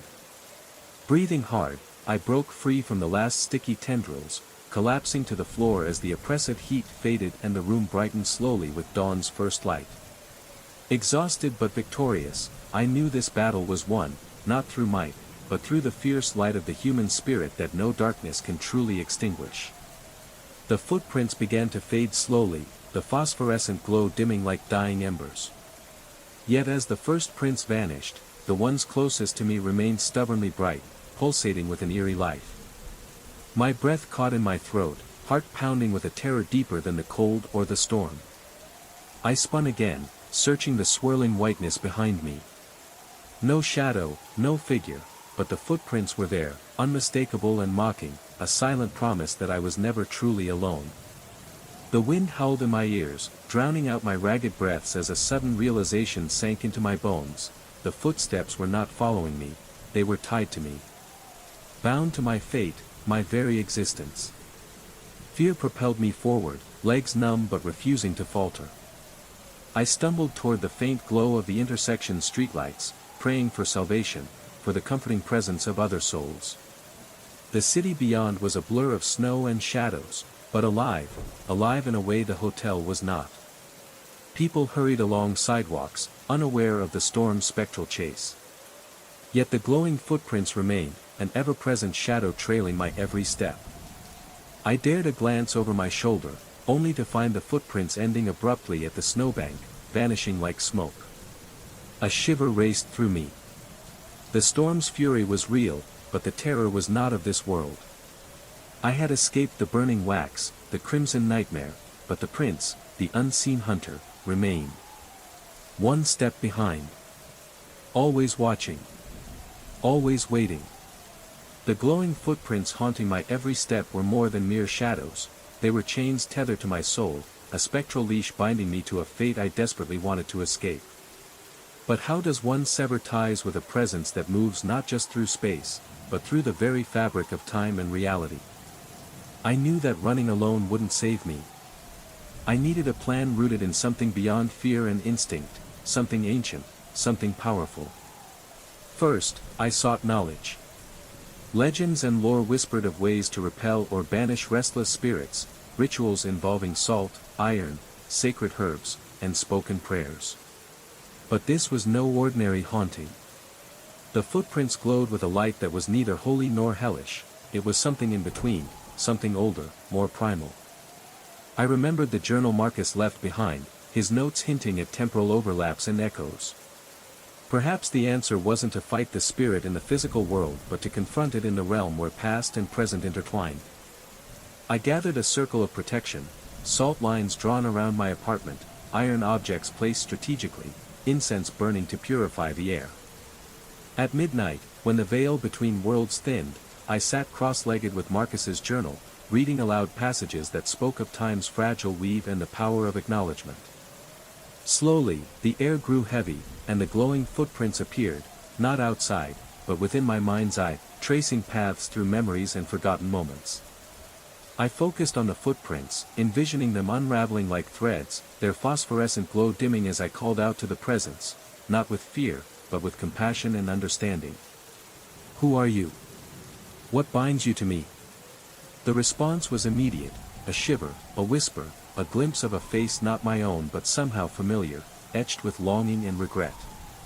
In that moment, I realized breaking free wouldn't come from banishment or denial, but from connection, acknowledging the intertwined fates, offering release through empathy rather than force. The footprints faded gradually, their glow softening to a gentle pulse before disappearing altogether. For the first time in weeks, silence reigned, not oppressive, but healing. The storm outside began to lift. And I knew the chase was over, not because I outran the past, but because I embraced it. In the quiet aftermath of that night, as the spectral footprints faded into nothingness, a profound stillness settled within me, one that echoed far beyond the absence of fear. It was as though the very fabric of time, once rigid and linear in my mind, began to unravel, revealing its true nature, fluid, overlapping, and deeply intertwined with memory and presence. I found myself reflecting on Marcus's journal entries and the haunting experiences that had intertwined our fates. Time was no longer a simple sequence of moments marching forward. Instead, it resembled a vast, complex tapestry, threads of past, present, and future woven together, sometimes frayed, sometimes knotted, but always connected. The glowing footprints, I realized, were not just remnants of some spectral chase. They were symbols of how our actions, our fears, and even our hopes rippled backward and forward through time, touching lives yet to be lived and echoing in moments long since past. This new understanding reshaped how I saw my own existence. I was both observer and participant in an eternal dance, a link in a chain stretching across centuries. The spirits I had feared were not malevolent but trapped in patterns, reflections of unresolved moments seeking acknowledgement and release. Time, I learned, holds memory as sacred. It is memory that binds, memory that heals. To confront the shadows of the past is not to fight them but to accept their place within the continuum of being. In this light, my journey was transformed, from one of fear and escape to one of connection and reconciliation. The haunting was not a curse but a call, to witness, to understand, and ultimately, to heal. And with this insight came a strange peace, a quiet assurance that even in the darkest echoes of time, there is the possibility of light. The snow swallowed the glowing footprints one by one, the luminous trail retreating up the street until the final print vanished at my feet. I stood alone in the intersection, enveloped by freshly fallen snow, the relentless storm raging around me. The oppressive feeling of being hunted had lifted, for now. I was just a man, cold and frightened, but alive. Then, as I turned to look back, the building I had fled pulsed with an eerie crimson light. Every window, every floor glowed like a giant candle bleeding red wax into the blizzard. Other buildings nearby began to flicker too, their windows bleeding the same haunting red light, as if a spreading infection was overtaking the city. I started walking away, my steps leaving ordinary footprints that vanished quickly under fresh snow. Yet the knowledge weighed heavy, somewhere behind me, candles still burned red, and wax flowed like blood, an invisible menace waiting patiently for darkness and silence to return. The wax's sickly sweet scent clung stubbornly to my clothes, a reminder that the nightmare was far from over. Story 6. The photograph unsettled me from the moment I developed it. The Meridian Tower stood stark and imposing under the harsh afternoon sun, 12 stories of concrete and glass reaching toward a clear blue sky.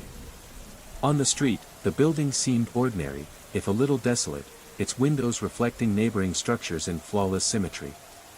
But the photo told a different story. Beneath the mirrored glass surfaces, faint silhouettes of men appeared in nearly every window, 37 figures, all wearing fedora hats, their postures unnaturally still. Thin, curling wisps of cigar smoke drifted from their shadowed faces, almost invisible against the glass. These men were nowhere to be seen with the naked eye, the camera had captured them in a realm I couldn't perceive. Logic fought to find explanations, double exposure, reflections, optical illusions, but deep down, a cold certainty gripped me. I had photographed something that should not exist. Sleep fled that night. Behind closed eyelids, the motionless men haunted me, standing vigil in perfect unison, their eyes fixed downward, as if watching me from behind their glass prison. Morning light offered no comfort. Sunlight felt pale and insufficient against the chill settled deep within my bones. I told myself it was a trick of imagination, yet the photograph remained on my desk, an eerie testament to the unseen watchers. Days passed, but the photograph haunted my every waking moment. I found myself drawn back to the Meridian Tower, compelled to uncover the truth hidden behind its reflective facade. Armed with my camera and a sense of growing unease, I returned to the sidewalk beneath the looming structure. The building stood silent and unyielding, its glass windows shimmering coldly under the overcast sky. I raised my camera, framing the familiar checkerboard of mirrored panes, and snapped several shots. Each click felt like a pulse, an echo reaching out to the unknown. Later, as I developed the new images in my dimly lit darkroom, the same unnerving silhouettes emerged, men in vintage attire, hats tilted, their faces obscured but unmistakably watching. The cigar smoke curled faintly, a ghostly signature stamped across the glass. Driven by questions, I delved into archives, seeking records of the Meridian Tower's past. I uncovered stories of a secretive gentlemen's club that once occupied the upper floors, a gathering place for powerful men whose influence stretched far beyond the city's borders. Rumors of clandestine meetings, whispered deals, and unspoken pacts surfaced, painting a portrait of shadowy power. One particular entry chilled me, a fire that had gutted part of the building decades ago, claiming several lives. The club was dissolved, and the upper floors sealed off, left to decay in silence. Could these ghostly men be remnants of that night? Eternal sentinels trapped between life and death, forever bound to their secretive circle. The more I learned, the heavier the atmosphere around the tower felt.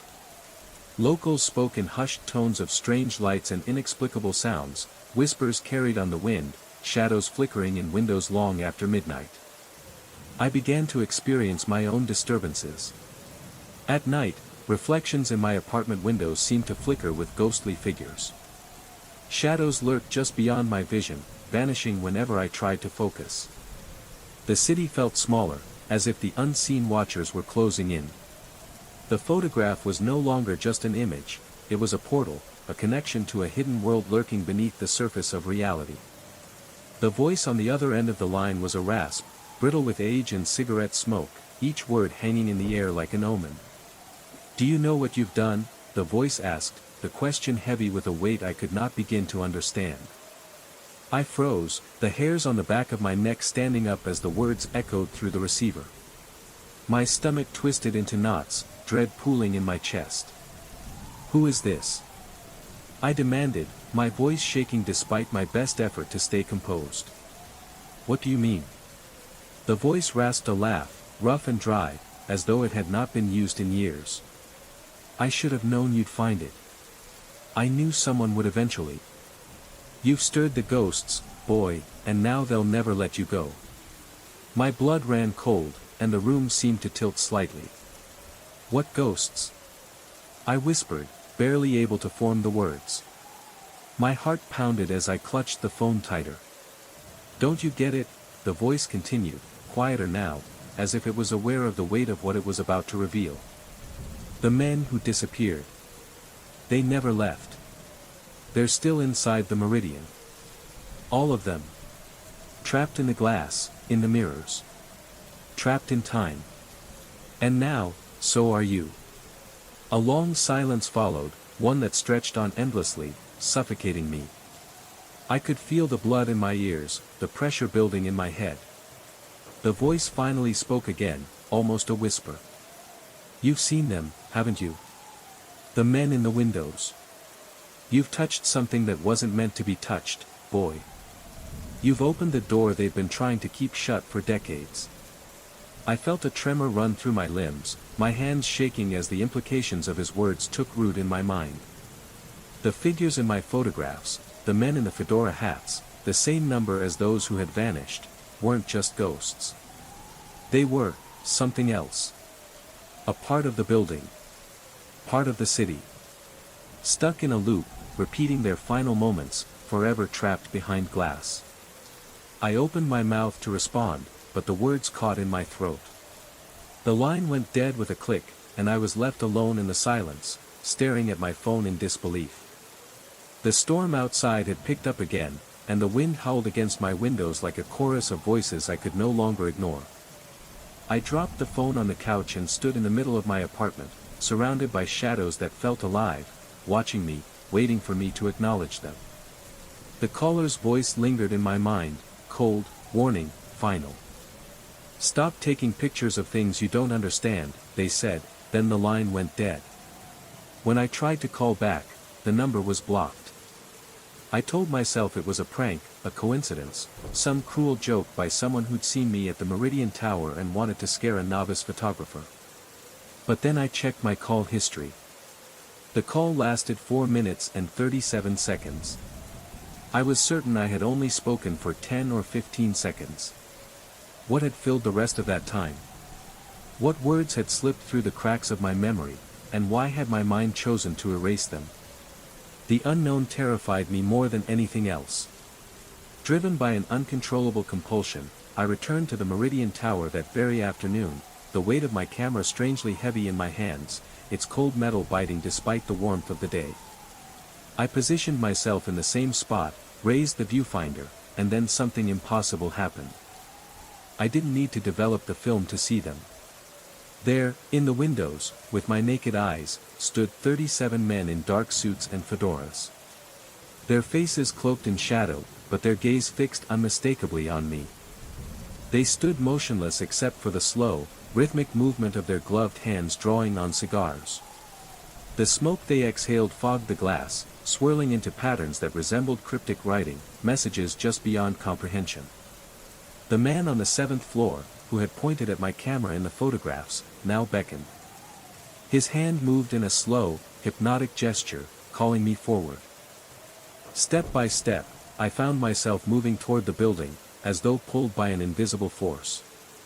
Warnings screamed inside me, but the voice seemed distant, muffled, drowned beneath the compulsion. Closer and closer I came, until I was just 10 feet from the entrance. Suddenly, my instincts surged, breaking the spell. I stopped abruptly, staggering, heart pounding like a caged animal. The men's posture shifted.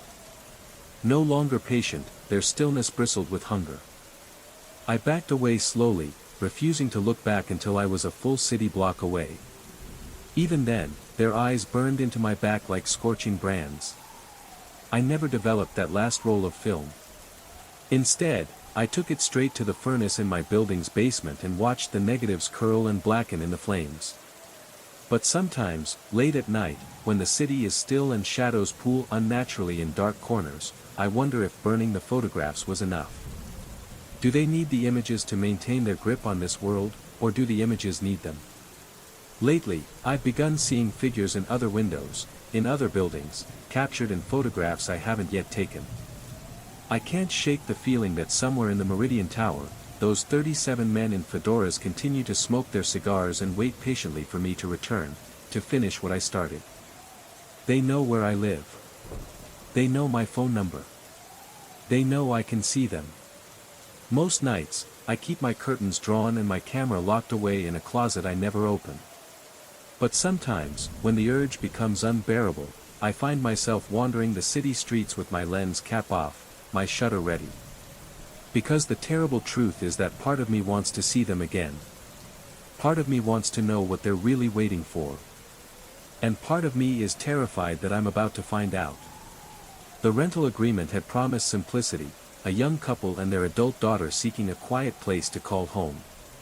But 3 weeks into their lease, a phone call shattered that illusion, unraveling everything I thought I knew about the flat I'd inherited from my grandmother's estate.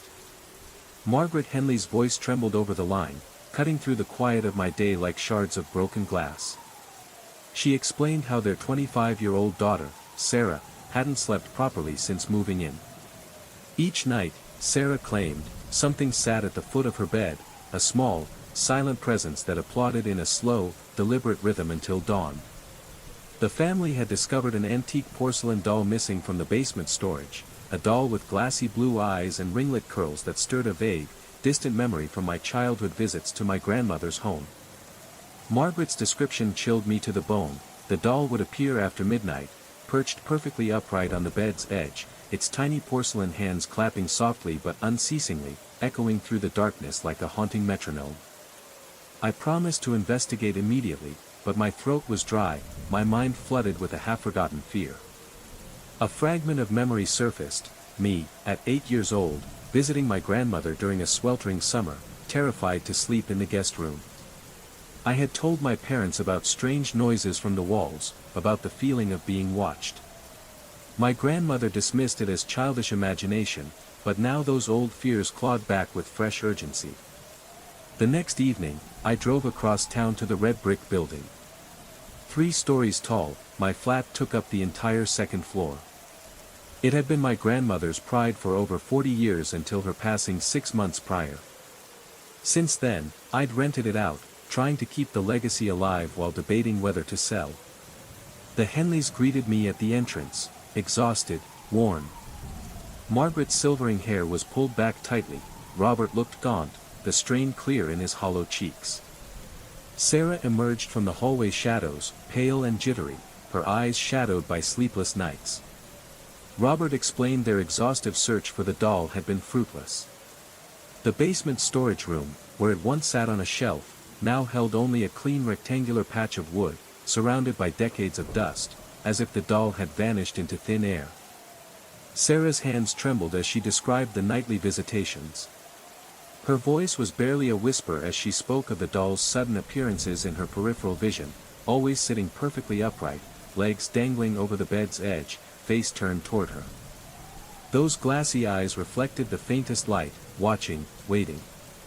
The applause was mechanical, steady, counting down to some unseen doom. Together with Robert, I descended into the basement. My flashlight cut through air heavy with the scent of old wood and mothballs. Shelves groaned under my grandmother's antiques and curiosities, but the empty space where the doll had rested pulsed with a strange absence, as if shadows themselves remembered. Robert mentioned that on several occasions, they found the basement door unlocked despite his certainty he had locked it each night. Each morning, the old iron key was inexplicably left on the kitchen counter, untouched but out of place. The wooden doorframe around the lock bore fresh scratch marks, deep gouges that hadn't been there when they first moved in. A cold dread settled over me. Something unseen moved within the flat, something bound to the doll, bound to the house's secrets. The scratches around the basement door seemed like desperate claw marks, as if something on the other side had been trying to break free, or perhaps trying to keep someone from entering. I traced the gouges with my flashlight, my heart pounding in the silent basement, feeling the weight of unseen eyes watching from the shadows. That night, I insisted on staying in the flat, determined to witness the strange phenomena firsthand. I set up a small camera in Sarah's bedroom, focusing on the foot of the bed where the doll supposedly appeared. I also sprinkled salt around the room's perimeter, a ritual from old folklore said to ward off restless spirits. Midnight came with a silence so thick it pressed against my chest. Then, just as Sarah had described, a faint, rhythmic clapping began, soft at first, then growing steadily louder, echoing through the stillness like the ticking of a sinister clock. My pulse quickened as I watched the corner of the bed. Slowly, impossibly, a small figure materialized. The porcelain doll appeared exactly as described, sitting upright, legs dangling, face turned toward the darkness with those chilling glassy blue eyes. Its tiny hands moved in slow, deliberate applause, never faltering. I felt a cold shiver run down my spine. The doll's presence seemed to drain the warmth from the room, and a faint, sickly sweet scent filled the air, the same odor that had clung to the wax in my previous nightmares. Suddenly, the clapping stopped. The doll's head turned sharply toward me, as if acknowledging my presence. Then, with unnatural speed, it rose from the bed's edge, its movements fluid yet unnatural, like a marionette guided by unseen strings. I stumbled backward, knocking over a chair. The doll glided toward me, its glass eyes reflecting an unfathomable hunger. I fumbled for my phone, hands shaking wildly. As I reached to call Margaret, the doll stopped, perched once more at the foot of the bed, and resumed its relentless applause. The room fell deathly silent except for the slow, mechanical clapping, counting down to something I could only dread. The concentric circles of antiques shimmered under my flashlight's beam, casting elongated shadows that twisted and danced against the cold stone walls. The air was thick with an unsettling silence, broken only by the faintest echo of that relentless applause from above, rhythmic, mechanical, and unyielding. As I stepped cautiously into the basement's heart, the familiar scent of my grandmother's talcum powder mixed eerily with the damp earth and decay. It was as if the very memories of the house had been distilled into this sacred, sinister altar. I knelt beside the empty shelf where the porcelain doll had once sat. The space seemed to pulse with an unseen energy, a hollow that resonated deep within my chest. Surrounding it, the antiques faced inward, their silent witness framing a dark mystery I was only beginning to comprehend. Suddenly, a faint shimmer flickered at the edge of my vision. Turning quickly, I caught sight of a faint figure, translucent yet unmistakably human, standing just beyond the outermost circle of relics. The apparition was dressed in the faded finery of a bygone era, eyes shadowed but filled with profound sorrow. The clapping slowed, then ceased completely, replaced by a whisper so soft it was almost swallowed by the thick air. "You see us," the voice breathed, reverberating like a sigh. "You hear the rhythm of our grief." I swallowed hard, unable to tear my eyes away. "Who are you?" I asked, voice barely above a whisper. The figure nodded toward the shelf. She was the keeper. Bound to us, bound to the house. The doll, our sentinel. Applause for the lost, the forgotten. A cold realization washed over me.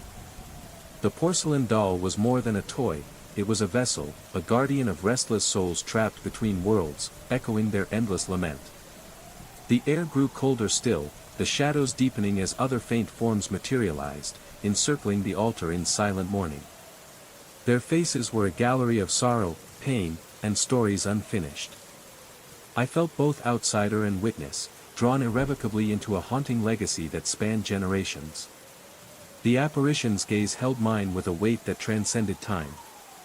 Slowly, the figure began to weave a story, a tale whispered across generations, carried on the brittle breath of the house itself. Long ago, before the building had worn its weary bricks and weathered winters, a young woman named Eliza lived within its walls.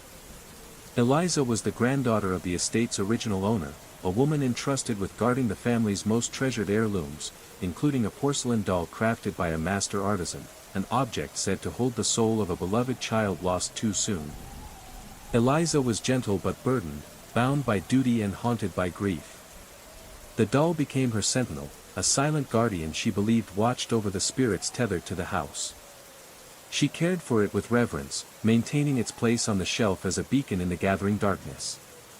But tragedy struck when Eliza's own daughter fell ill and passed away, leaving her shattered and vulnerable. In her despair, Eliza unknowingly forged a deeper bond between the doll and the restless spirits, a bond that tethered her own soul to the house, transforming her into the keeper of those trapped echoes. With Eliza's death, the doll's silent applause began, an eternal rhythm marking the passage of those lost but never departed, a cadence that haunted every tenant who dared occupy the house. The spirits remained restless, longing for release but bound by unfinished stories and forgotten promises. Eliza's presence lingered, a spectral guardian caught between worlds, eternally watching, eternally mourning. As the tale faded, I felt a profound sadness seep into my bones, a legacy of loss etched into the very foundation of the home. The doll was no mere object, it was a vessel of memory and grief, a bridge between past and present. The shadows around me deepened, and the air grew heavy with whispered pleas. I realized that to help the Henleys, and perhaps free Eliza's tormented soul, I would need to confront the house's dark past and uncover the promises left unfulfilled.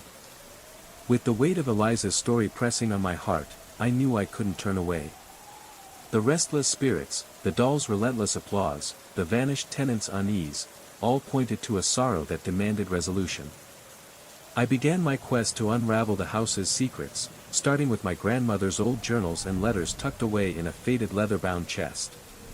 The delicate pages revealed more about Eliza, a woman deeply devoted, yet burdened by a promise she could never keep. Eliza had vowed to protect the family's legacy, but tragedy had shattered her world before she could fulfill that promise. Her daughter's death left a void that the porcelain doll filled, binding Eliza's spirit to the house and entrapping the souls of those who had suffered within its walls. Determined to bring peace, I sought guidance from a local historian who specialized in regional folklore and haunted estates. She spoke of rituals, ancient ceremonies meant to honor lost souls and break the chains of unfinished business. Salt, sage, prayers, and the lighting of candles to guide spirits toward the light. Armed with this knowledge, I prepared the house for the ritual. I cleaned the rooms thoroughly, sprinkled salt along the baseboards, and burned sage to cleanse the stagnant air. I gathered candles, white for peace, blue for protection, and a single porcelain doll replica as a symbol of remembrance. That night, under a full moon, I sat in Sarah's bedroom and began the ceremony. My voice trembled as I recited the prayers, calling out to Eliza and the trapped souls. I asked for forgiveness for the pain left behind, and for release from the eternal applause that echoed through the dark hours. As the candles flickered, the air shifted. The room grew still and heavy, but no longer oppressive. The faintest whisper brushed past my ear, like a soft sigh of relief. The porcelain doll replica on the bedside table seemed to glow with a gentle light. For the first time in weeks, the applause ceased. The nights that followed brought silence. Sarah slept soundly, free from the relentless rhythm.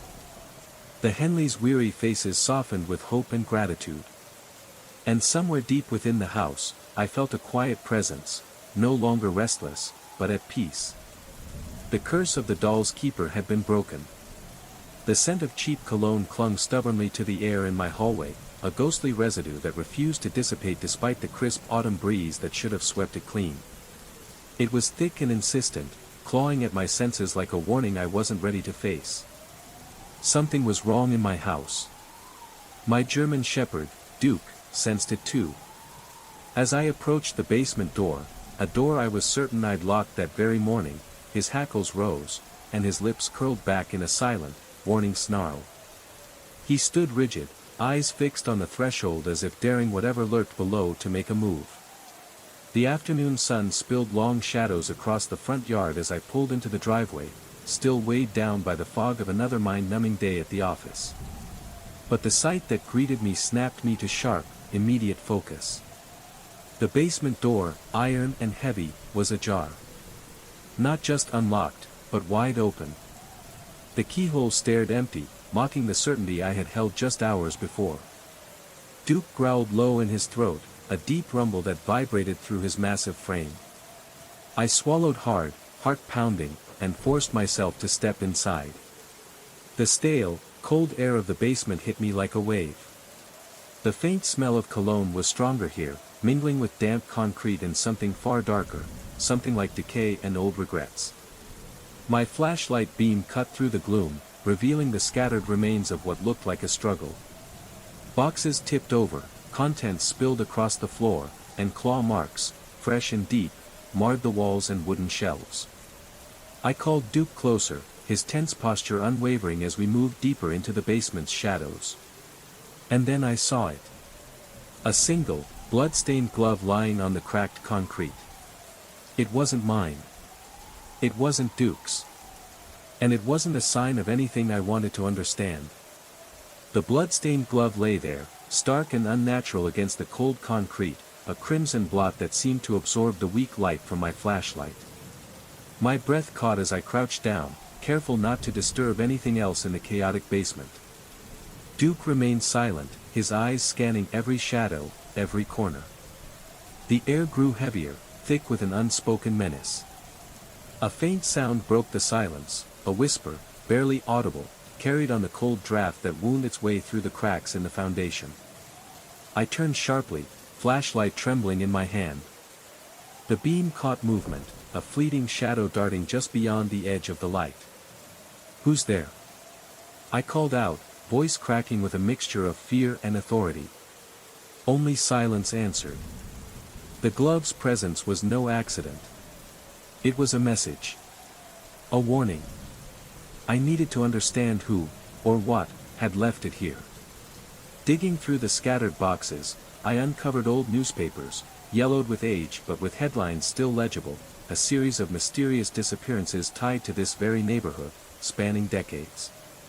Victims vanished without trace, often last seen near the old property. One clipping caught my eye, a story about a man named Arthur Crane, a recluse who lived in the house's basement many years ago before disappearing himself under suspicious circumstances. The more I read, the clearer it became that the basement held dark secrets, shadows of past tragedies that refused to rest. Suddenly, a low growl echoed from behind me. Duke's hackles rose again. The basement door slammed shut with a thunderous bang. Trapped. And no longer alone. The footprint sat there, a silent accusation imprinted in the sawdust. It spoke of intrusion, of a presence that had crossed the threshold of my sanctuary without permission, without welcome. My pulse quickened as I traced the pattern with a trembling finger, the reality settling like ice in my veins. Lucas had been here, in my basement, among my tools and my memories. Rex growled low, his body tense, eyes flicking toward the shadowed corners of the workshop as if sensing something beyond my sight. The cologne clung to the air, thick and suffocating, mingling with the scent of wood and varnish, turning my refuge into a cage. I swallowed hard and moved toward the tool cabinet, searching for anything else that might reveal what Lucas had been after. My fingers brushed over the handles of my prized chisels and planes, everything untouched, yet the air was charged with an unseen weight. Suddenly, a faint noise, soft but distinct, emanated from the far corner, where a stack of old wooden crates sat half-hidden in shadow. My heart hammered as I approached, flashlight sweeping the darkness with hesitant arcs.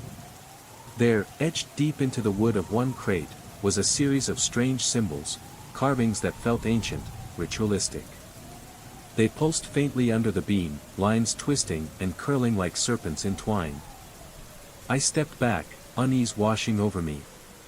This was no mere break-in or petty theft. Something far darker had touched this place, and Lucas was somehow entangled in it.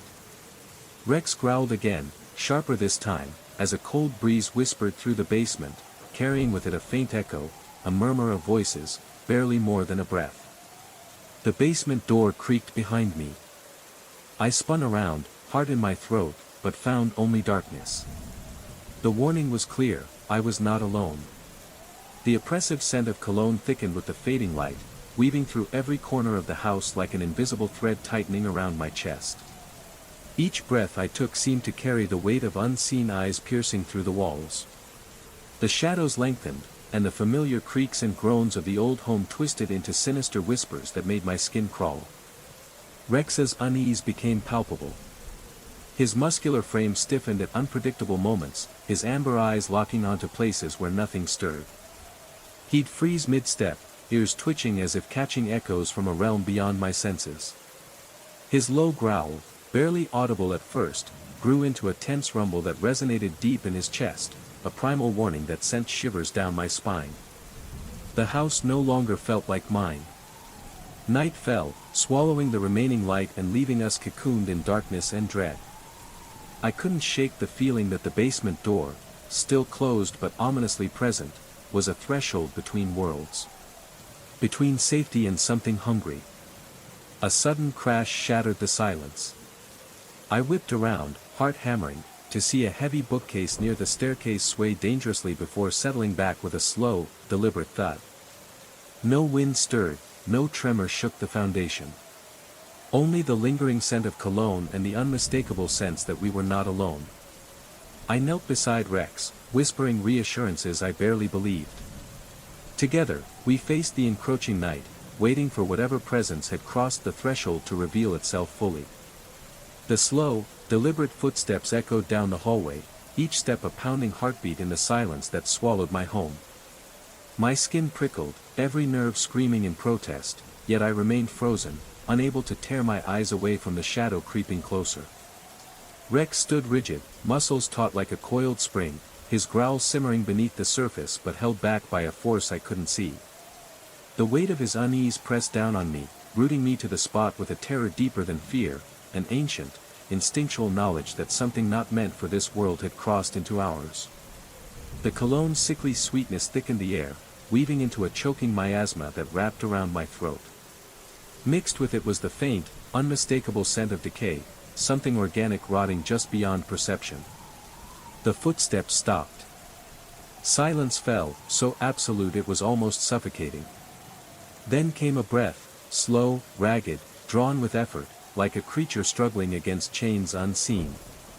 A cold draft brushed past me, carrying a whisper of something mournful, lost, and angry. I finally found my voice, barely above a whisper. "Who's there?" No answer came. Only the silence stretched longer, heavier. Then, from the darkness beyond the hallway, a shape emerged, a figure, indistinct yet unmistakably human, moving with a deliberate, slow grace that made my blood run cold. Rex snarled low, his body vibrating with warning, but he did not advance. The figure stopped at the threshold, face obscured in shadow, but the cologne, the unmistakable scent, was strongest there. The presence lingered, watching, waiting. And in that moment, I knew the basement held a secret far darker than I had imagined. The fluorescent lights above buzzed incessantly, their sickly flicker casting twisted, elongated shadows that writhed across the deserted corridors of Westfield's shopping center. At 2:17 a.m., the mall shed its daylight guise and revealed a darker, stranger reality, a hollow shell where every solitary footstep exploded like a gunshot, and every reflection in the glass storefronts lagged a heartbeat behind my own. I had been the night security guard here for 8 months, pacing these same cracked tiles, inspecting the same locked doors, monitoring grainy black and white screens that showed only empty halls and shuttered shops. Familiarity bred a cold monotony. But tonight was different. A cold chill clawed at the back of my neck, a sensation not caused by the sterile air conditioning but something far older, far more sinister. The usual hum of the fluorescent light seemed to warp, stretching into a low, eerie drone that vibrated in my chest. As I rounded a corner near the food court, a fleeting shadow darted across the polished floor, too swift to be human, yet too deliberate to be dismissed. My pulse quickened as I scanned the darkened storefronts, but saw nothing. Just rows of empty mannequins frozen in eternal poses, staring with glassy, vacant eyes. I checked the surveillance monitors again, eyes straining to catch any movement. The feeds were static, silent, deceptively normal. Yet I could feel it, a presence lurking just beyond vision, watching, waiting. Then came the whispering. Faint at first, like a breeze teasing the edges of a forgotten memory. Words indistinct, layered, overlapping, echoes of conversations never meant for my ears. I pressed forward, footsteps echoing louder than ever, each step dragging me deeper into the mall's spectral heart. The reflections in the glass began to distort, faces appearing and vanishing too quickly to focus on, always just out of reach. The fluorescent lights flickered violently, plunging the hall into momentary darkness before buzzing back to life, each blackout a breath held, a heartbeat missed. Tonight, the mall wasn't empty. It was alive. The scent of cinnamon and sugar hung heavy in the cold, dark food court, an intoxicating warmth that clashed violently with the sterile chill of the mall's night air. My breath caught, sharp and ragged, as I stared at the glowing microwave, its glass plate still turning, steam curling like ghostly fingers into the stale space. No power should have been running here. The vendor stations were all supposed to be off, locked down for the night. Yet something defied logic. I reached out, hesitant, and carefully touched the microwave door. The warmth was real, almost comforting, but beneath it simmered a subtle wrongness that raised the hairs on my neck. Suddenly, the rotating plate stopped. The microwave clicked off, plunging the counter into darkness. The inviting aroma vanished like a cruel illusion, replaced by a cold silence that pressed into my bones. I stepped back, heart hammering, flashlight trembling in my grip. Behind me, the faint echo of footsteps, slow, measured, and haunting, drifted through the hollow corridors. I spun around, shining my light into the empty hallway. Nothing. But the footsteps continued, drawing closer, blending with the rising hum of flickering fluorescent lights. A cold dread settled deep inside me, the certainty that the mall was no longer just a building, it was a living, breathing entity with eyes and ears and a hunger that pulsed in the shadows. The old man's smile didn't waver, but the warmth in his eyes flickered with something far colder beneath, a hunger, an ancient patience worn thin. His voice softened, almost coaxing, but the weight behind his words pressed against me like iron bands. Sometimes, he said gently, the only way to cleanse is through confrontation. The mall has its secrets, its sins. It needs to be purged, tested. And you, his gaze locked onto mine, you are the key. My heart hammered against my ribs like a frantic prisoner, every instinct urging me to flee. But the cold certainty in his voice held me captive. I could feel the silence of the empty mall stretching taut, waiting for my answer. What happens if someone gets hurt? I managed, voice trembling. He shrugged, as if the consequences were trivial. The truth has a cost. But only through trials can the guilty be separated from the innocent. The flickering lights overhead cast grotesque shadows across his lined face, turning his gentle expression into something sinister, almost monstrous. I swallowed hard, fighting the dread curling deep in my gut. Part of me wanted to shout, to run, to shake him free from whatever nightmare he represented. But another part, the part that had walked these empty halls, seen the hidden darkness, wondered if he spoke a terrible truth. The old man stepped closer, the faint scent of cologne and aged tobacco swirling around him. Decide wisely, he whispered, voice barely audible now, for once the doors close, there is no turning back. Then, as silently as he had appeared, he faded into the shadows near the Spencer storefront, leaving only the echo of his chilling promise behind. I stood frozen, breath shallow, the weight of what I'd been asked crushing down like the darkness itself. The old man smiled, a slow, deliberate curve of his lips that didn't reach his eyes, which glinted coldly beneath the flickering fluorescent lights. Rules are often written by those who don't understand the weight of true justice, he said softly, voice like dry leaves rustling. Sometimes, to restore balance, difficult choices must be made. Not everyone is willing to bear the burden, but you, he stepped closer, his gaze piercing, you have the strength to see it through. My skin prickled under his gaze. The scent of his cologne thickened, wrapping around me like a shroud. I cannot, I whispered, voice strained. There are innocent people here. You don't understand what you're asking. He chuckled, a sound like brittle bones snapping. Innocence is a fragile mask, he replied. And tonight, it will be tested. If you refuse to act, then fate will. With that, he began to fade again, his form dissolving into the shadows like smoke curling from a dying flame. The corridor grew cold and silent, save for the relentless hum of the failing fluorescent lights. I stood alone, heart pounding, caught between the rational world I knew and the dark invitation lingering in the air.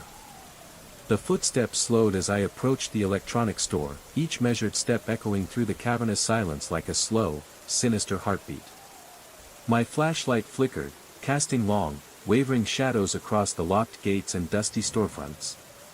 The air grew thick, heavy with anticipation, as if the mall itself was holding its breath.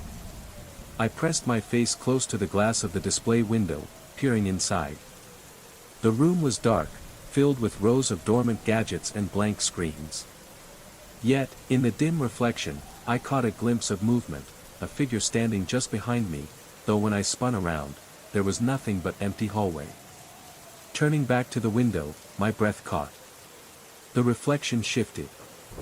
Not my own, but that of the old man. His eyes bore into mine, cold and unyielding. He lifted a pale finger and traced a slow circle on the glass, as if drawing an invisible sigil. A sudden chill swept through me, and the screens inside the store flickered to life, one by one, casting flickering blue light that danced like restless spirits. Static hissed from the speakers, and faint whispers slithered from the walls, words half heard and half forgotten. The old man's voice echoed softly in my mind, "See now why this must be done." I stumbled back, heart racing, the weight of his gaze burning through me. The footsteps resumed behind me, growing faster, closer. I knew then, the mall was awakening. And so was the reckoning. The escalator stood silent and still, its metal steps cold under my trembling feet. I glanced back over my shoulder, breath catching in my throat. The old man was still there, pressed against the display window, beard scraping insistently against the glass. But now, his smile had widened, stretching impossibly, as if his face itself was a mask of twisted delight. His eyes gleamed with something feral, hungry, and ancient. The scratching had become a frantic cacophony, echoing off the polished floors and tiled walls, a sound that no human beard could make, yet here it was, relentless and maddening. My pulse thundered as I pivoted and hurried toward the stairwell, heart pounding with a mix of terror and desperation. The mall seemed to close in around me, shadows shifting unnaturally, stretching like dark fingers reaching to snatch me back. The old man's voice, a whisper carried on the cold air, followed me down the corridor. "You cannot escape what you refuse to see." I swallowed hard and plunged down the stairwell, the fluorescent lights flickering violently as if struggling to hold back some encroaching darkness. At the bottom, the basement door loomed, an ominous threshold I dared not cross again. But I had a choice: stay trapped in the mall's haunted grip or confront the shadows and uncover the truth. The streaks and smudges glistened faintly on the security monitor, a spectral signature etched into the glass as if the old man's presence had left a physical mark on reality itself. The scratches formed strange, erratic patterns, lines and swirls that defied explanation, almost like a cryptic message carved by an unseen hand. My hands trembled uncontrollably as I stared at the screen, the weight of the impossible pressing down on me. The old man was gone, vanished into the night, but his haunting remained, etched into the very fabric of the mall. Minutes stretched into eternity as I sat frozen, the hum of the monitors and the flicker of the failing fluorescent lights filling the oppressive silence. The other cameras showed empty corridors and locked storefronts, but the air around me felt charged, heavy with something waiting, watching. The dispatcher's voice crackled in my ear, pulling me back to a grim reality. Backup was on the way, but I doubted anyone could prepare for what they'd find. I couldn't shake the feeling that the mall itself had become a stage for something ancient and restless, a place where the past and present blurred, and where shadows walked with eyes wide open. And as the first light of dawn began to seep into the parking lot, I knew this night was only the beginning. And which were strictly off limits. I laughed it off at first, old houses creak, I told myself.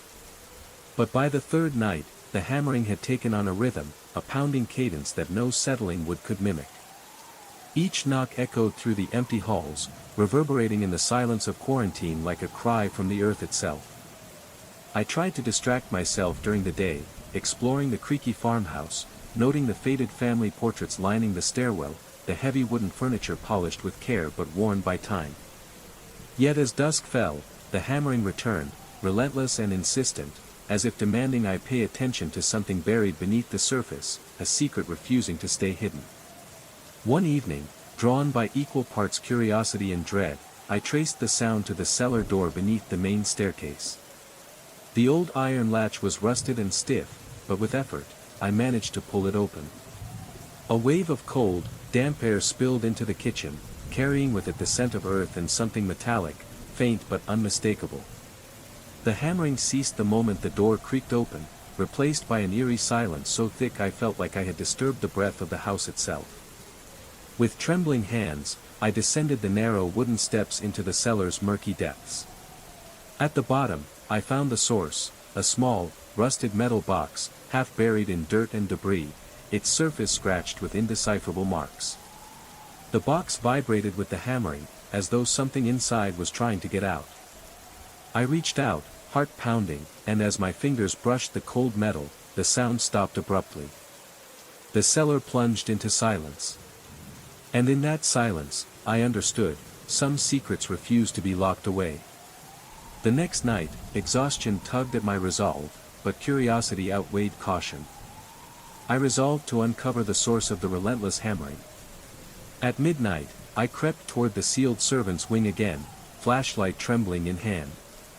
The plastic sheeting fluttered faintly, as if breathing, alive with unseen movement.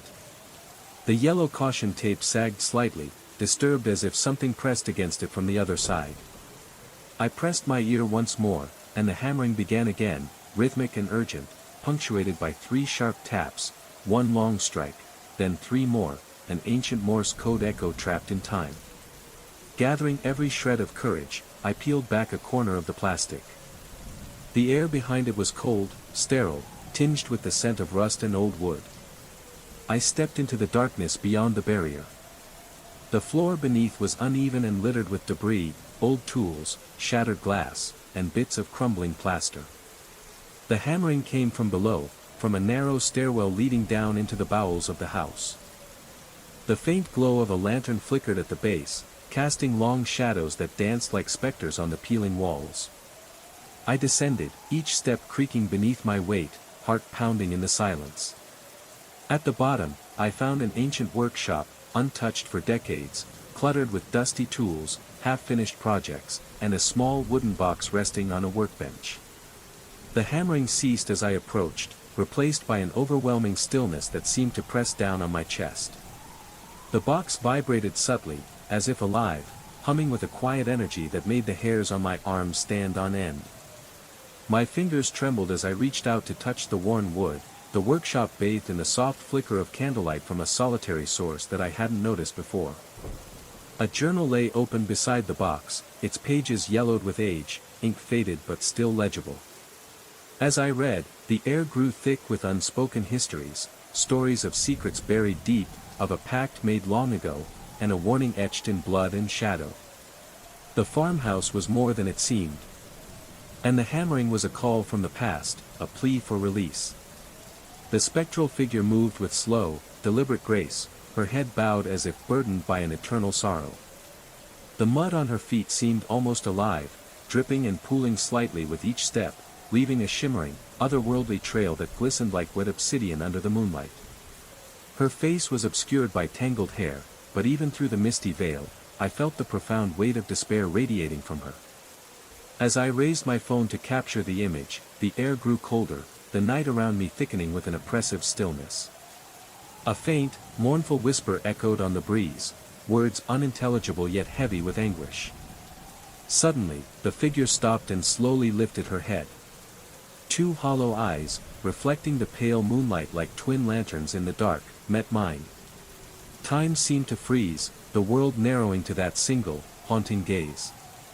Without warning, she turned and vanished into the night, leaving behind only the glistening footprints fading slowly on the veranda boards. I stood rooted to the spot, heart pounding, a profound sense of both fear and sorrow gripping me. That night, I knew the farmhouse held stories not written in any book, stories of lives lost, love betrayed, and spirits bound by memories they could not escape. And somewhere deep beneath those boards, the hammering continued, an unending plea from the shadows for release. The static crackled with an eerie rhythm, intertwining with the plaintive weeping, as if the phone itself was a conduit bridging two worlds. I held the receiver closer, heart hammering against my ribs like a frantic drum, desperate to catch any discernible words amid the haunting sobs. But the cries remained indecipherable, a mournful lament that seeped into my bones and chilled my very soul.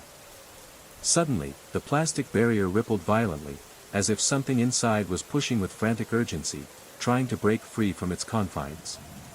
The warmth against my ear intensified, becoming almost unbearable, a stark contrast to the cold fear that gripped me.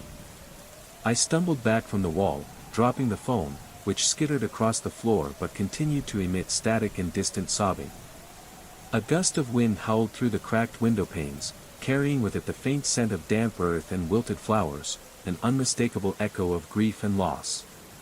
The house seemed to breathe around me, its wooden bones groaning under the weight of untold sorrow. I knew then that the weeping was not just sound, it was a presence, trapped and anguished, bound to the servant's wing by a past too painful to rest. The hammering resumed, louder, more desperate, reverberating through the house like a heartbeat seeking release. The air grew heavier as I approached, each step drawing me closer to the source of the relentless hammering. The silence between strikes felt like a slow tightening noose around my chest. The door at the end of the hall was cracked open, revealing flickering shadows dancing within, as if the room itself breathed with a restless spirit. I hesitated, my hand hovering over the handle, the stale scent of damp earth and decayed flowers filling my lungs with every shallow breath. Summoning all my courage, I pushed the door gently, and it creaked open to reveal a room frozen in time. Dust motes hung in the lantern light, settling over a worn workbench scattered with rusty tools and fragmented pieces of wood. But what drew my gaze was a large, half-finished wooden figure standing upright in the corner, a grotesque puppet, its limbs twisted unnaturally, its face carved with a sorrowful expression that seemed to weep in silence. The hammering ceased abruptly as I stepped inside, replaced by a chilling stillness so profound it pressed against my very soul. The figure's eyes, hollow and dark, appeared to follow my every movement, accusing me silently of intruding where I did not belong. A sudden whisper, barely audible, drifted from the shadows, a woman's voice, fragile and mournful, calling out in a language I could not understand but felt deep in my bones. The room seemed to pulse with grief and rage, an ancient sorrow trapped within those four walls. I realized then that the servant's wing was not sealed for water damage or rot. It was sealed to imprison a spirit bound to unfinished business, to a torment too heavy for the living to bear. The night stretched endlessly as I stood there, caught between the past and present, hearing the faint hammering resume, this time a desperate plea for release, for acknowledgement, for redemption. The weight of her story lingered long after I left the house, settling into my bones like a shadow I couldn't shake. That woman in white, her grief, her longing, was a tether between past and present, a reminder that some sorrows refuse to rest, no matter how many years pass. The sealed wing, the hammering, the weeping, all were echoes of a tragedy still unfolding beneath the surface of the quiet farmhouse. I often found myself gazing at the photographs I had taken, hoping to see some trace of her presence, some proof that what I had experienced was more than a figment of exhaustion or fear. But the images remained hauntingly empty, as if the spirit existed just beyond the reach of the camera, caught only in the spaces between moments. That autumn, the contractor's work turned the sealed wing into an impenetrable vault. No more plastic sheeting, but layers of steel and reinforced barriers, warnings painted in bold red letters. Margaret insisted it was for safety, but I sensed a deeper desire to bury the past, to keep the restless spirit locked away where no one could hear her cries. Yet, in the quietest moments, when the wind whispered through the cracked window panes and the night grew still, I swore I could hear the faint, rhythmic hammering still, like the heartbeat of the house itself, calling out for someone who could finally set her free. The bottle came to rest at my feet once again, stopping just as deliberately as it had moved. I bent down, half expecting to find some invisible hand pushing it, but the floor was empty, except for the faintest imprint of a tire tread, too small for any motorcycle but eerily familiar. The air thickened with a heaviness that pressed against my chest, a silent weight I couldn't shake. Eddie caught my eye from behind the bar, his face pale and drawn. He mouthed, "You're not imagining this," as a flicker of light danced in the shadows above. More bottles began to slide, weaving through the scattered patrons like ghosts of my grief, each one tracing a path only I seemed to notice. Some bottles moved in sync, as if orchestrated by a mournful hand, while others broke away, spinning in place before settling as though in silent tribute. The jukebox crackled, refusing to settle on any tune, shifting from sorrowful blues to distorted static that echoed the chaos in my mind. I wanted to run, to escape the haunted echo of Marcus's presence that clung to Murphy's like a second skin. But my feet were rooted, drawn to this spectral dance where memory and reality blurred.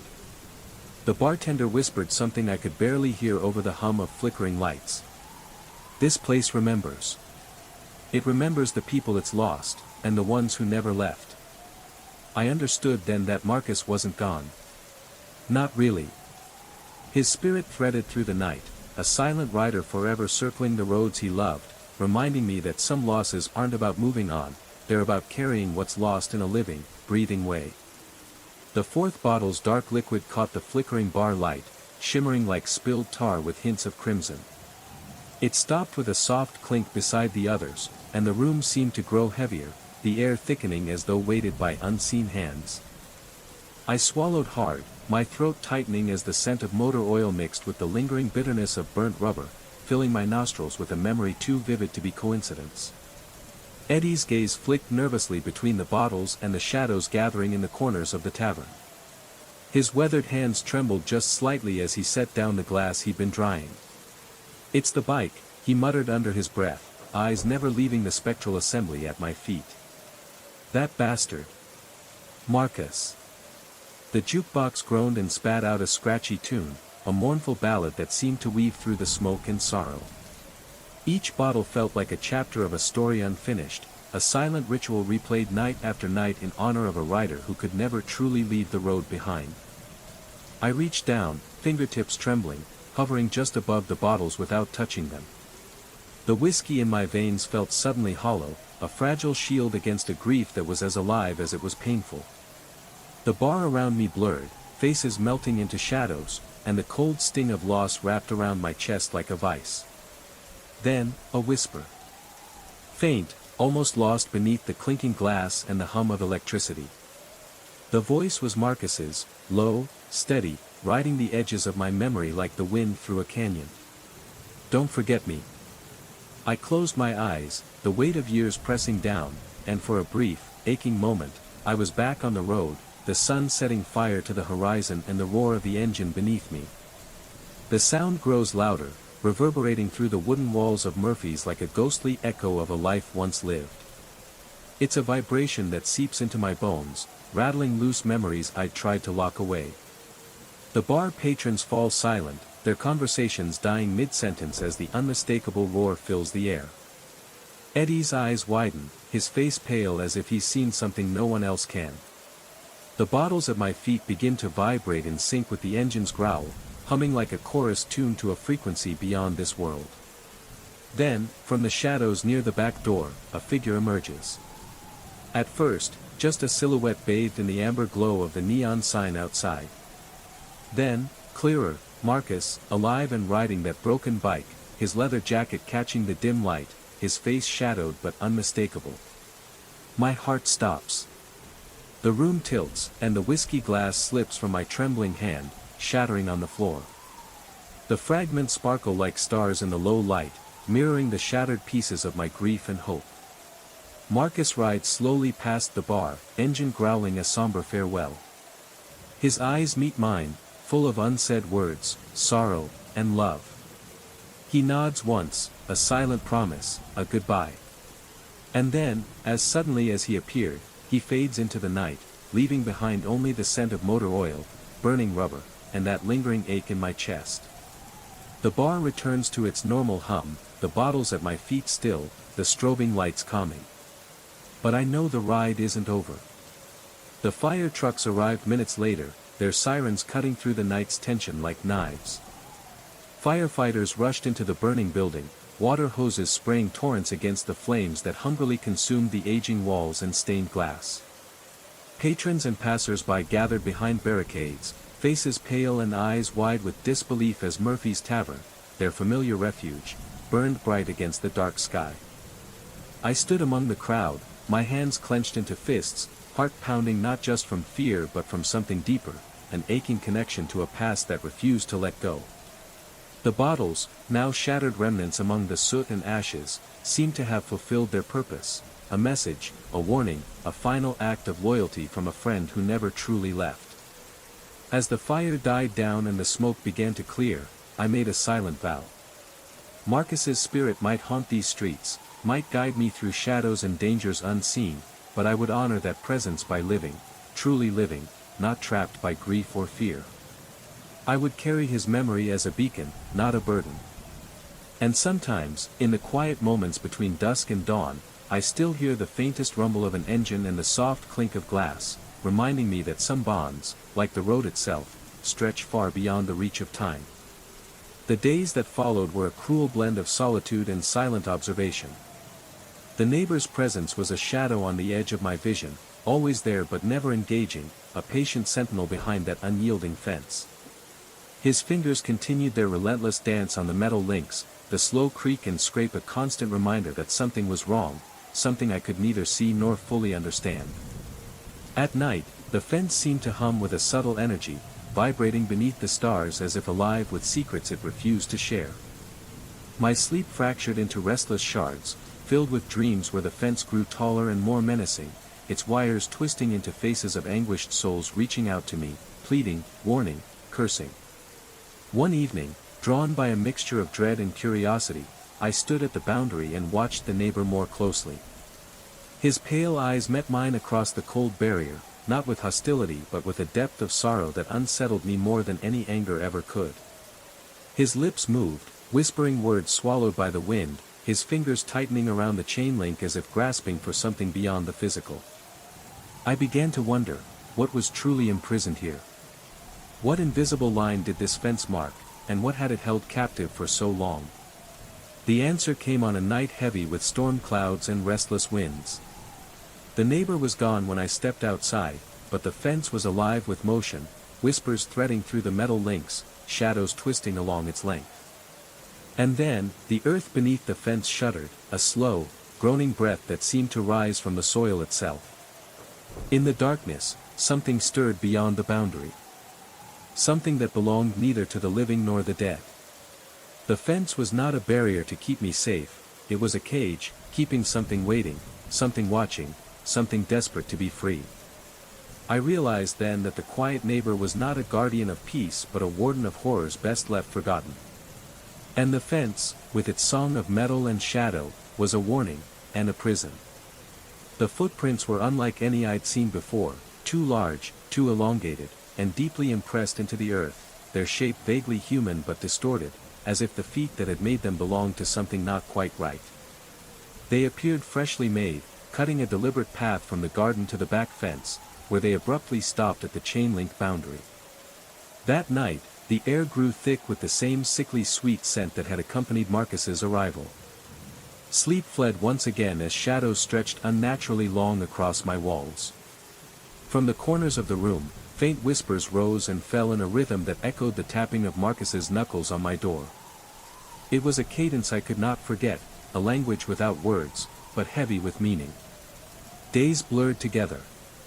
Each morning, I found new signs, scratches on the wooden fence posts, grass flattened into cryptic patterns, and wool strands caught in the barbed wire like trophies. Rex, normally fearless, became skittish near the fence, growling low and refusing to approach. His eyes darted toward the boundary as if sensing a presence beyond my human perception. One evening, compelled by a force I couldn't resist, I walked to the fence under the heavy cloak of twilight. Marcus was there, waiting silently as always, his gaunt figure blending into the dimming light. The scent was stronger here, almost suffocating, and as I looked into his eyes, I realized they no longer reflected the faded sorrow but held something dark and ancient, something waiting to be unleashed. He reached out, fingers brushing the chain link like a conductor guiding an invisible orchestra. The fence thrummed beneath my touch, alive with a cold pulse that sent shivers racing through my body. It was a boundary, yes, but also a prison, and perhaps, a warning. "What do you keep in there?" I asked, voice barely above a whisper. His smile was slow and knowing. "Something that must not be free. Something that feeds on fear and solitude, bound by more than iron and wire." The weight of his words sank deep. I understood then that my escape from the city had only brought me closer to a different kind of darkness, one that lived not in concrete shadows but in the spaces between fences, in the hearts of forgotten neighbors, in the silent watch of cold eyes. The night stretched on, filled with distant hammering and the faint, mournful sound of wool brushing against metal. I turned away from the fence, but the sense of unseen eyes followed me back into the house, a constant reminder that some boundaries are not meant to be crossed, and some prisoners never truly rest. The hardware clerk's words echoed in my mind like a bell tolling in an empty church. No sheep farm. No Marcus. No neighbor matching the man I'd seen, no one remotely resembling the gaunt figure who had pressed his knuckles to the chain-link fence as though imprisoned by unseen bars. My breath hitched, and I stared at the man, searching for some hint of a joke, some glimmer of hidden meaning behind his steady, disbelieving gaze. But there was none. He was as certain as the unyielding sun. Driving back home, the weight of that revelation settled over me like a shroud. If there was no Marcus, no neighbor keeping his lonely watch beyond the fence, then what had I been seeing? What had been rattling the metal at night? What voices whispered to me on the wind in languages twisted and alien? The fence had become more than a boundary, it was a veil, thin and permeable, between two realities. And whatever had crossed that veil wasn't bound by the rules I knew. That night, the rattling returned, closer, louder, and more insistent than ever. But now, it was accompanied by a low hum, an undercurrent of vibration that seemed to resonate not just through the metal but through my bones. My windows rattled in sympathy. The very air thrummed with an ancient pulse that unsettled every fiber of my being. I lay awake, eyes fixed on the ceiling, mind racing to connect fractured pieces of a puzzle I could not see in full. The footprints, the sounds, the presence that defied explanation, they were all threads woven into a tapestry of something old, something restless. And as dawn finally broke, casting pale light over a land that felt simultaneously familiar and strange, I understood, some fences exist not to keep the world out, but to keep what lurks beyond, from slipping in. The question was no longer if I could live alongside that darkness, but how long before it reached through the fence and claimed me as its own. The voice was neither urgent nor threatening, it held a strange intimacy, like a neighbor calling across the fence for a familiar face. Yet, its timbre was not quite human, hollow, resonant, and threaded with a sorrow that felt ancient and unyielding. My pulse quickened, the cold sweat pooling at the nape of my neck as I pressed my ear closer to the windowpane, half expecting the source to reveal itself. But there was nothing outside but the darkened pasture and the rhythmic sway of those pale shapes, the sheep that were no sheep, moving in deliberate, silent procession. I wanted to tell myself it was my mind unraveling, the isolation warping senses, playing tricks born of exhaustion and fear. But deep inside, something refused the denial.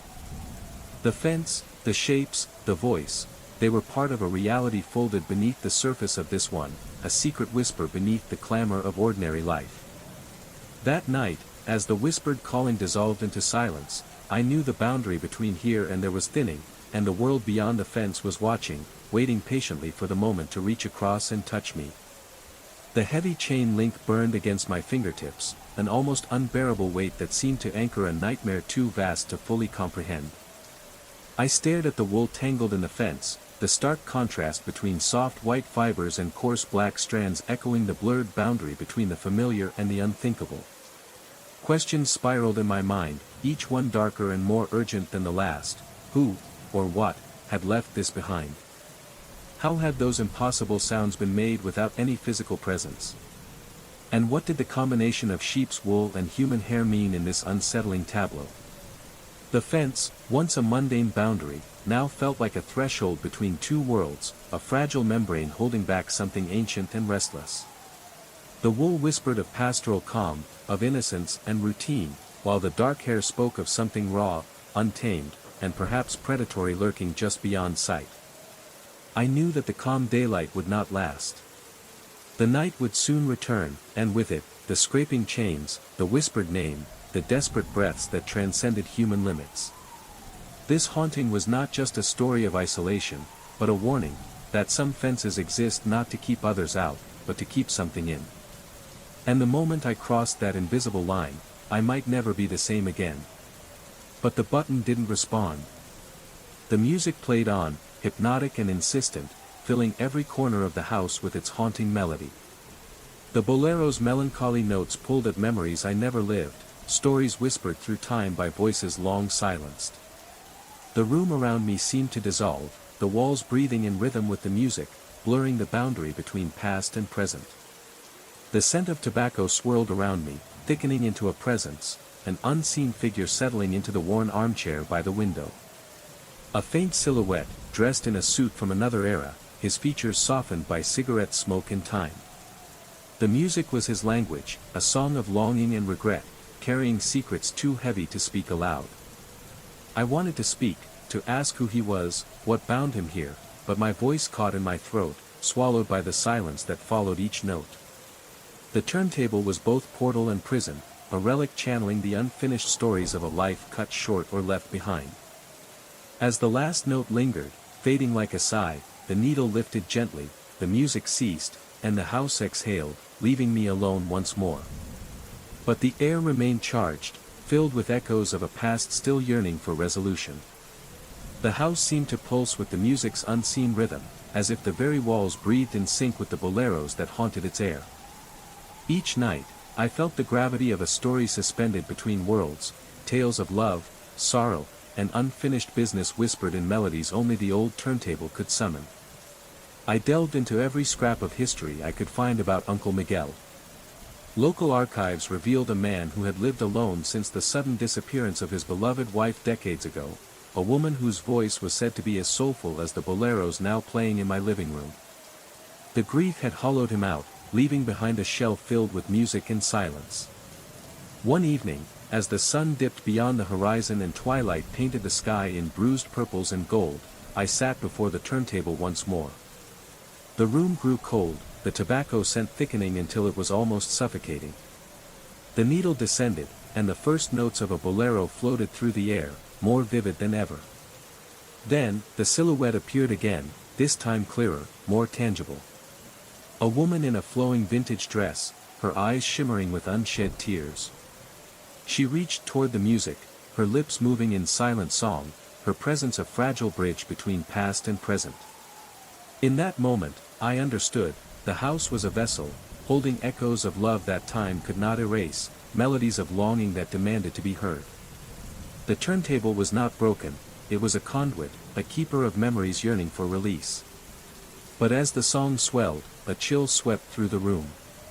The woman's gaze turned to me, pleading and mournful. The music faltered, the needle lifting as if reluctant to end the tale unfinished.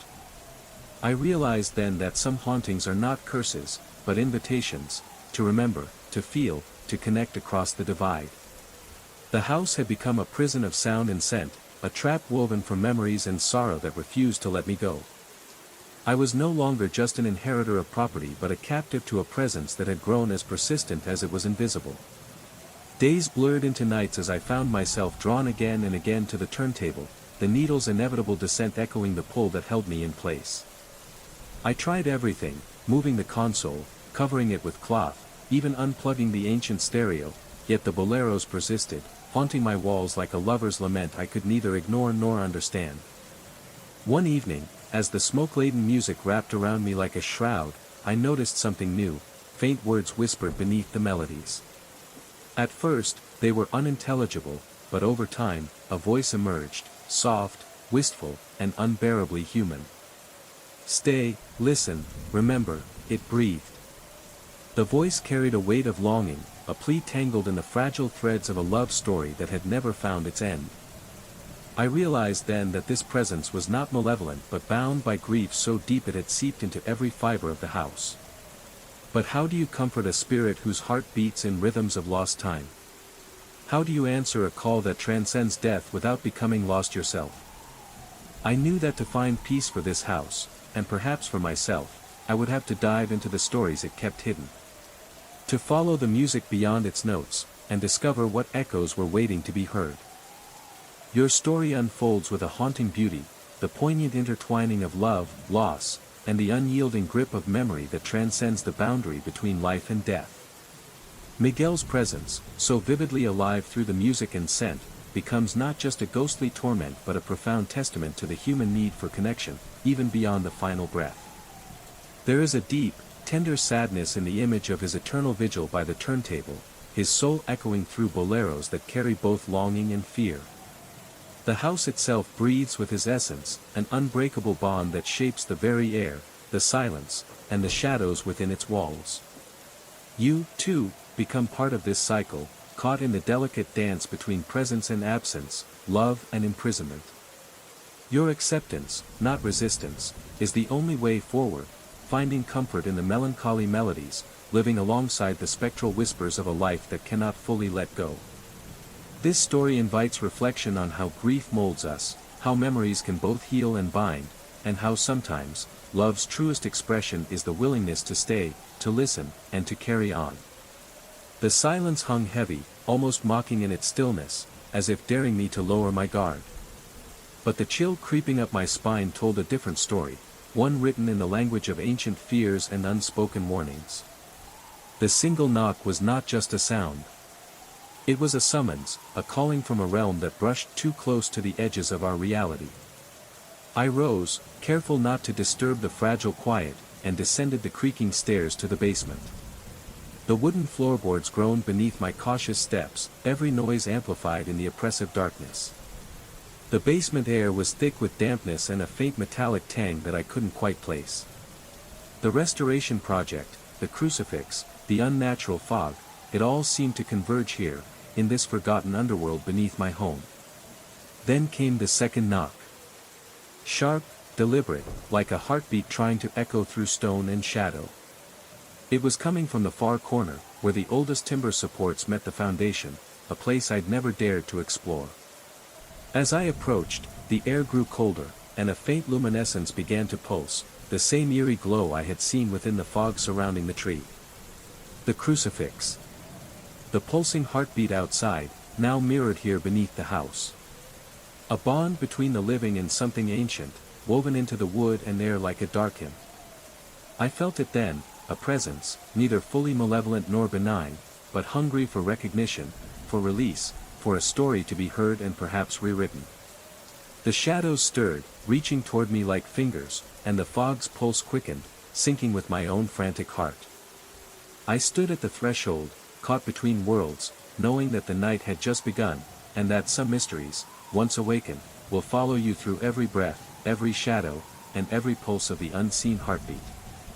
The knocking became a language I could neither ignore nor decipher. It was no longer a simple sound but a conversation between the house and something far older, more restless. Each sharp rap was a pulse that mirrored the anxious rhythm of my own heart, binding us in a cycle neither of us could escape. My sleep fractured into restless moments, each awakening punctuated by the relentless message from below. The fog outside thickened, swirling with a light that pulsed and dimmed like a slow heartbeat, as if the crucifix itself was alive, breathing, watching, waiting. The air grew heavy with the scent of damp earth and ancient wood, carrying whispers I could almost understand, yet which slipped away before meaning could take shape. On the third night, I dared to listen closer, recording the knocks on my phone. When I replayed the recording by daylight, the sound was gone, replaced by a low hum, almost imperceptible, like a forgotten prayer murmured beneath the earth. But at night, the basement spoke again, its voice in knocks and pulses, a desperate plea woven into the house's very structure. I realized then that the crucifix was a key and a curse, a bridge between worlds, tethering restless spirits and secrets long buried beneath the foundation. And I, unwilling guardian, was caught between their ancient lament and my own fading grasp on what was real. The priest's words lingered in my mind long after the call ended, a fragile thread of doubt weaving its way through my terror. Was I truly losing my grip on reality, or was something else unraveling the threads of my sanity? I pored over every fragment of lore, every dusty tome on the occult I could find, searching for a way to undo what I had unwittingly unleashed. That night, the house seemed to hold its breath. The usual cacophony of creaks and groans faded into an oppressive stillness, broken only by the faint whisper of fog curling around the cross outside. I sat clutching a silver crucifix I had borrowed from a local church, murmuring prayers I barely understood, hoping to ward off the darkness. Then, as the clock struck 3, the footsteps returned, heavier, more deliberate than before. They paced slowly outside my door, each step a thunderous echo against the pounding of my own heart. The doorknob began its slow, cruel turning again, grinding like the teeth of some ancient beast testing its cage. But this time, I refused to be frozen. Gathering a trembling breath, I whispered a plea, a binding prayer I had pieced together from the arcane texts, asking the spirit to find peace, to rest, to cease its torment. The room seemed to exhale, the oppressive weight easing just enough for me to stand. The knocking ceased. The doorknob stopped turning. But the scars around the lock remained, claw marks deeper than before, a haunting reminder that some prisoners never forget their chains. The night air hung heavy, thick with a silence so profound it pressed against my eardrums like a physical weight. I sat behind the desk, fingers trembling slightly as I flipped through the logbook, the only companion to my vigil. The warehouse was old, a cavernous space once bustling with the hum of machinery and the shuffle of workers, now stripped bare and waiting for demolition. It smelled of dust, rust, and forgotten memories. Tonight was my first solo shift as night security.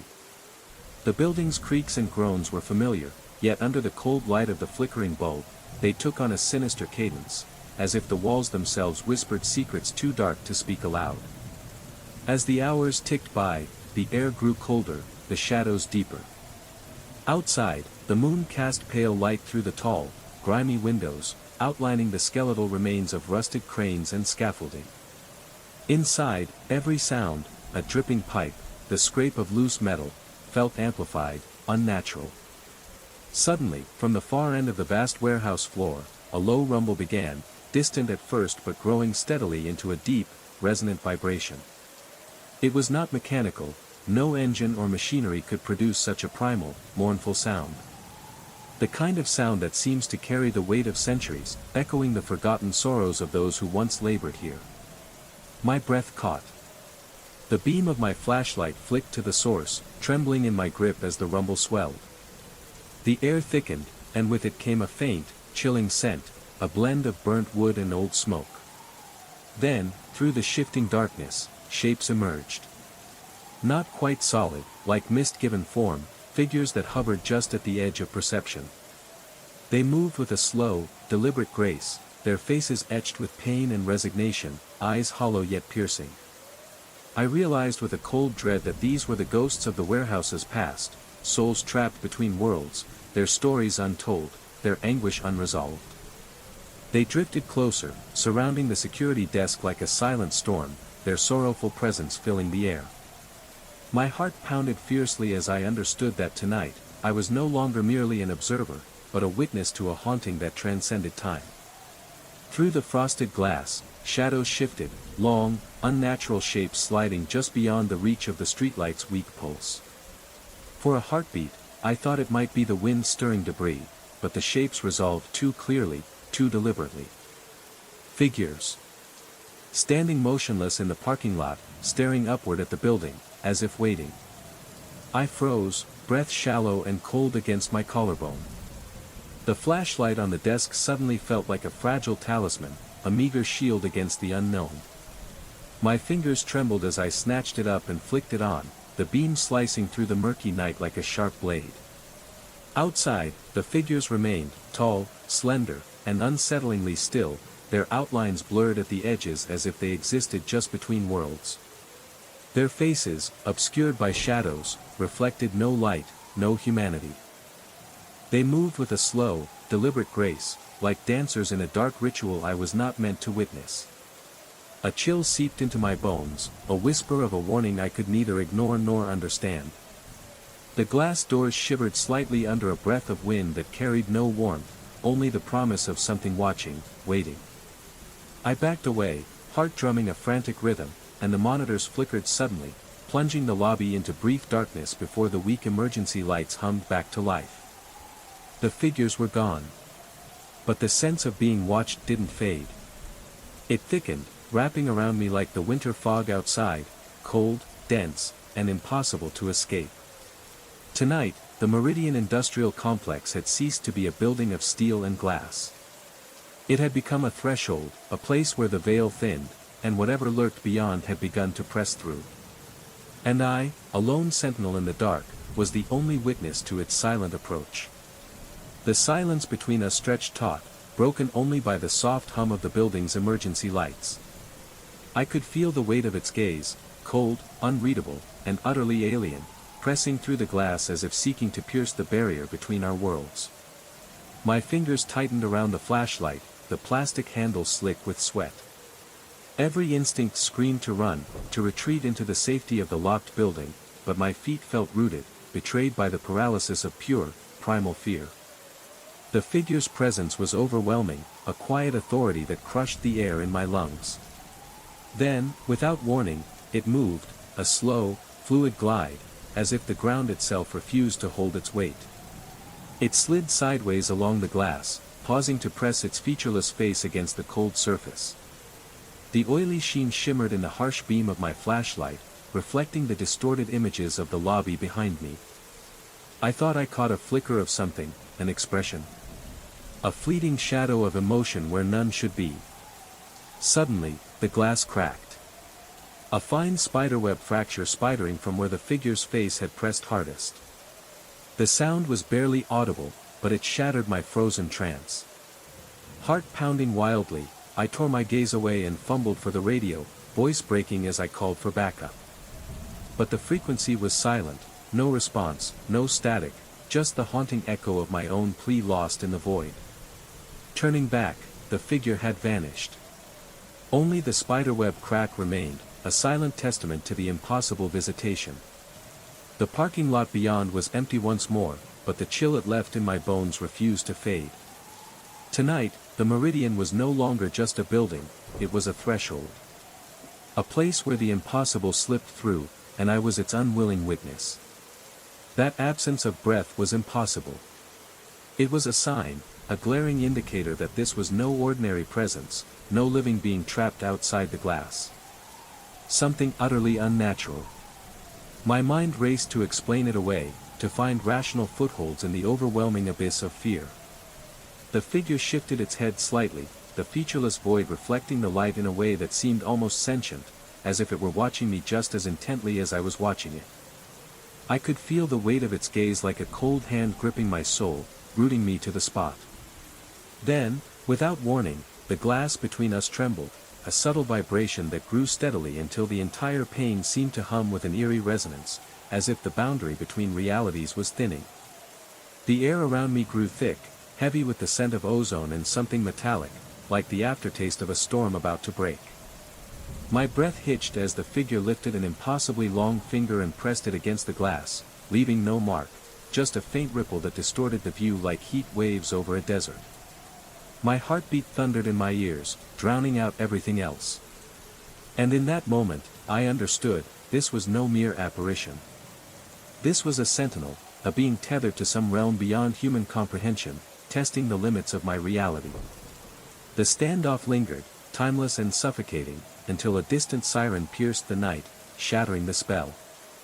The figure recoiled instantly, vanishing into the shadows from which it had come, leaving behind only the cold glass and the echo of a presence that had briefly breached the veil between worlds. I sank to my knees, hands trembling, forever changed by the glimpse into the unknown. The cold dread that gripped me upon stepping back into the lobby was suffocating. The familiar hum of the heating system and the flicker of the fluorescent lights no longer brought comfort, they felt like accomplices to an unseen menace. Every shadow seemed to stretch longer, darker, thickening with intent. I found myself avoiding the glass doors, unwilling to meet whatever lurked just beyond the threshold. But the feeling of being watched was relentless, gnawing at the edges of my sanity. It seeped into my thoughts, pulling me toward the very place I dreaded. That night, as the clock edged past midnight, the temperature in the building seemed to drop sharply, and an unnatural silence settled, a silence so deep it pressed against my ears. I sat frozen at the security desk, flashlight in hand, eyes locked on the glass entrance. Then, there it was again. A figure materialized in the parking lot, standing with the same unnerving stillness, the same smooth, featureless face reflecting the sparse light like a dark mirror. It did not move, did not breathe, but its presence filled the space with an unbearable tension, as if the world itself had held its breath in deference. For hours, we remained locked in that mute standoff, me a trembling sentinel inside, it a haunting enigma outside. And in that suspended moment, I realized I was no longer alone in guarding this place. Something from the shadows had claimed it, and perhaps, me too. A chill ran deep through me, far colder than the winter air outside. The figure held the photograph steady against the glass, its featureless face turned toward me as if waiting for a response, or a recognition. The image felt like a silent accusation, a message carved from my own vulnerability. It was proof that I was being watched, studied in ways I hadn't even imagined. My breath caught as I realized the stakes had shifted. This was no longer a passive haunting or a strange visitation. It was a confrontation. The thing knew me. It knew my routines, my movements, and my fears. And it was showing me that I was caught in its gaze, trapped within a game whose rules I could barely comprehend. Hands trembling, I reached for my radio, desperate to call for backup, for help, for anyone who could break this nightmare. But the words caught in my throat, my voice failing me as the figure slowly turned and began to glide backward into the shadows beyond the light's reach. The photograph remained pressed to the glass, fading slowly into darkness like a ghost retreating, leaving behind a silence heavier than before. I stood there, heart pounding, knowing that this was just the beginning, that the watching had deepened, and the game was far from over. The silence here was more than absence of sound, it was a living presence, dense and oppressive, settling into the very walls like a slow poison. My footsteps, once a simple rhythm of daily routine, now echoed like thunder in the hollow corridors, awakening ghosts that seemed to stir behind every closed door. The few times I dared to peek through the peephole of the neighboring apartments, I caught only shadows, shapes that didn't quite belong, flickering at the edge of vision like fleeting memories of lives long vanished. At night, the darkness pressed closer, the faint hum of the flickering lights turning into a low drone that filled my head and blurred the line between reality and nightmare.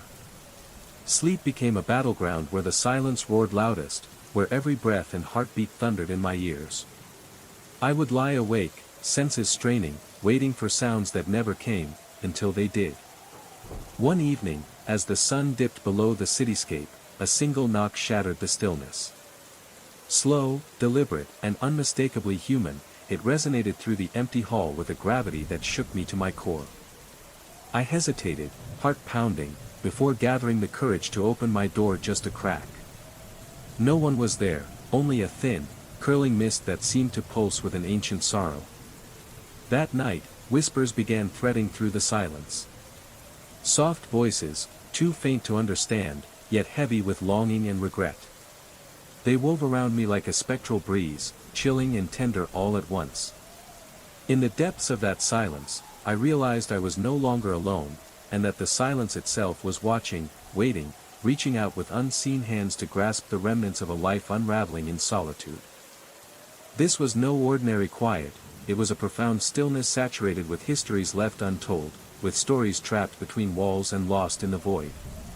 And I was becoming a part of that history, another whispered presence in the silence that held this forsaken building captive. 2:12 a.m. The silence grows thick, heavy like a fog settling in the room. My breath catches in my throat, every nerve standing at rigid attention. Then, 3 sharp metallic strikes, precise and deliberate, echo through the ceiling above me, vibrating down the walls and into my bones. The sound feels less like an accident of structure and more like a message, a rhythmic knocking that demands to be heard. I stare upward, heart hammering, searching for meaning in the unyielding expanse above. The walls, the ceiling, they remain motionless, unblemished, betraying no clue as to the source of the assault. But the timing, the consistency, it isn't random. It's a ritual. A summons from the silent depths. My mind races through explanations, but each one dissolves under the weight of the experience. The building is too new, too well maintained for the usual ghosts of old timber and creaking pipes. This is something else. Something waiting, watching, breathing beneath the surface of normalcy. I wonder if, somewhere above in that darkened apartment, there is someone or something keeping time with a hammer, marking the minutes until a secret hidden deep in these walls will no longer be silent. The night stretches ahead, an abyss of anticipation and dread, and I am left listening to a pulse that is not my own, feeling the slow tightening of invisible chains that bind me to this endless, midnight rhythm. The silence presses in on me, dense and suffocating, as if the clangs have shattered the fragile barrier between the known and the unknowable.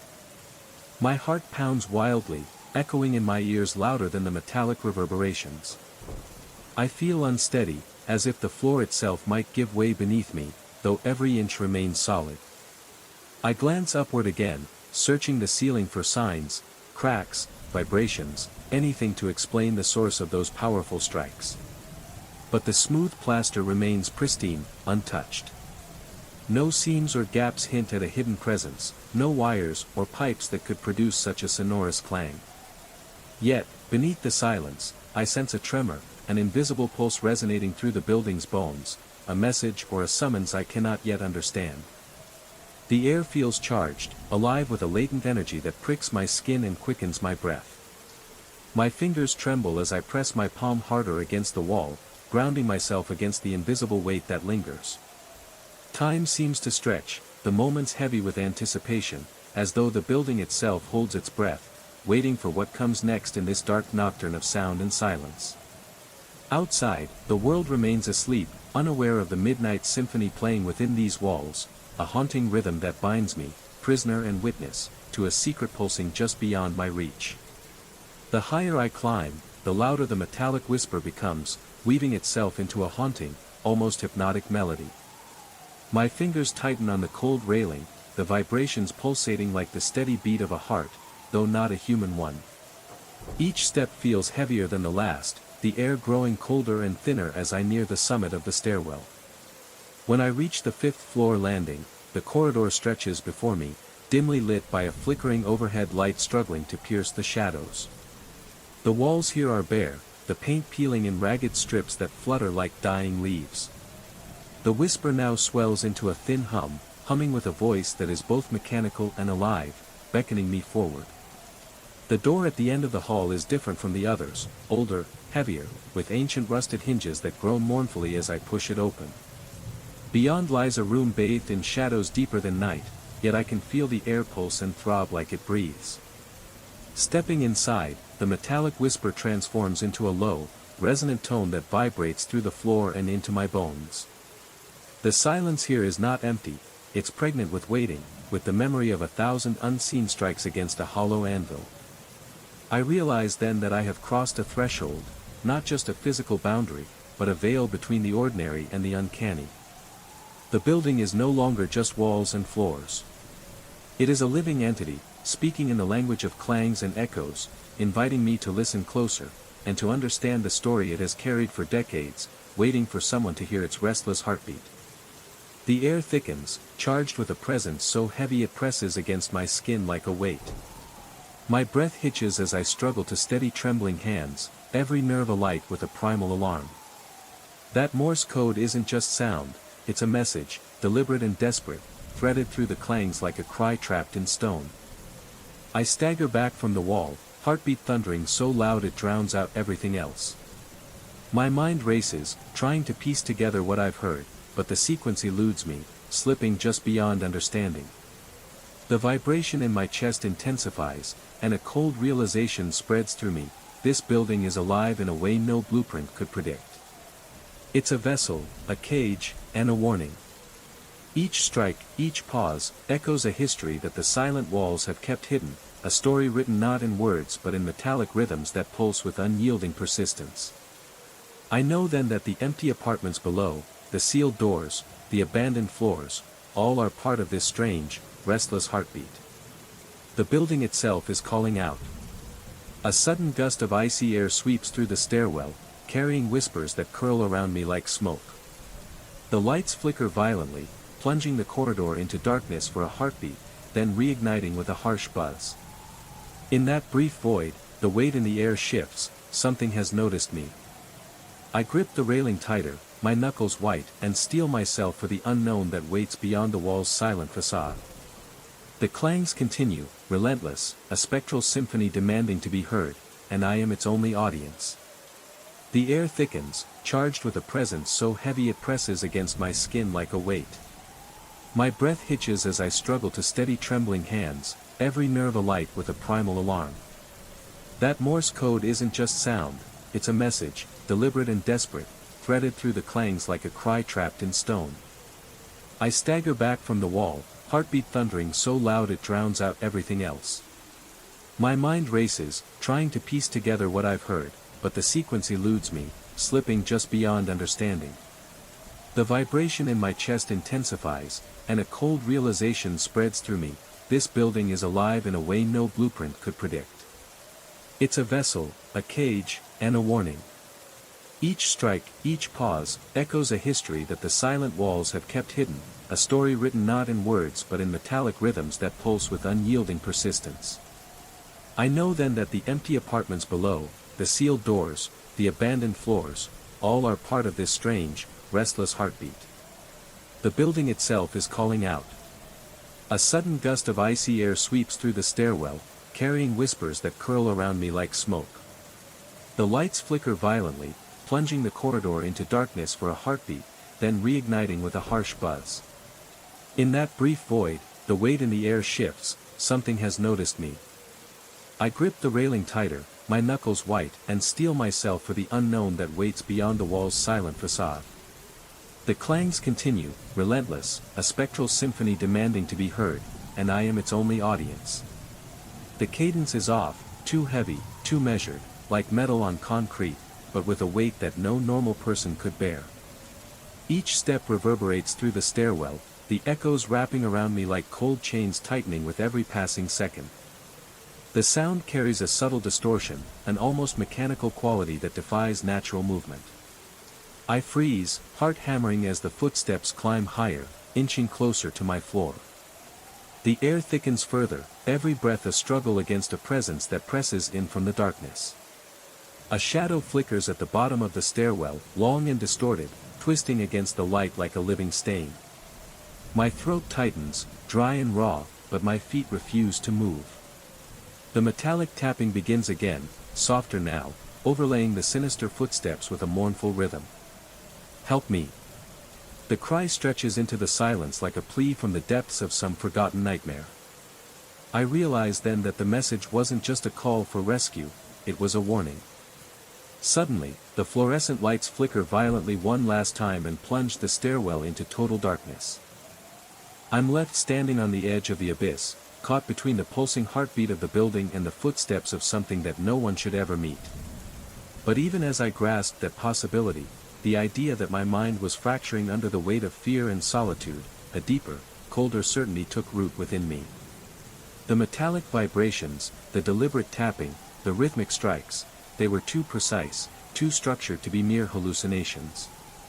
They carried a coherence that defied the chaos in my head. I pressed my forehead against the cold concrete, trying to ground myself in reality, to anchor my spiraling thoughts. The hum persisted, resonating in my bones, as if the building itself breathed a living, mechanical pulse. And in that moment, the boundary between madness and truth blurred until they were indistinguishable, as if the building and my mind had merged into a single, torturous entity. I stumbled back from the wall, heart pounding like a war drum, and fled down the stairs, desperate to escape the invisible prison closing in on me. But the echo of those hammering strikes, the ghostly footsteps, and the unyielding hum remained, a relentless reminder that some endings are not marked by walls or doors, but by the shadows we cannot escape, even within ourselves. Your words carry a profound weight, echoing the delicate fragility of the human mind when confronted with isolation and despair. This story, this raw and intimate unraveling, reveals how sometimes the most terrifying hauntings are those we forge within ourselves, shadows born not from beyond but from the labyrinth of our own psyche. The iron echo that pulses through the railing, the relentless Morse code tapping, becomes a metaphor for the relentless inner struggle, the silent cry for help we barely recognize. It is both a prison and a plea, a reminder that in the darkest nights, the boundaries between self and shadow blur, and the fight for clarity becomes the battle for survival. In this haunting cycle, there is a profound lesson: to confront the echoes within, to acknowledge our fears and fractured reflections, and perhaps find the first step toward peace is in seeing the ghost in the mirror not as an enemy, but as a part of ourselves longing for healing and light.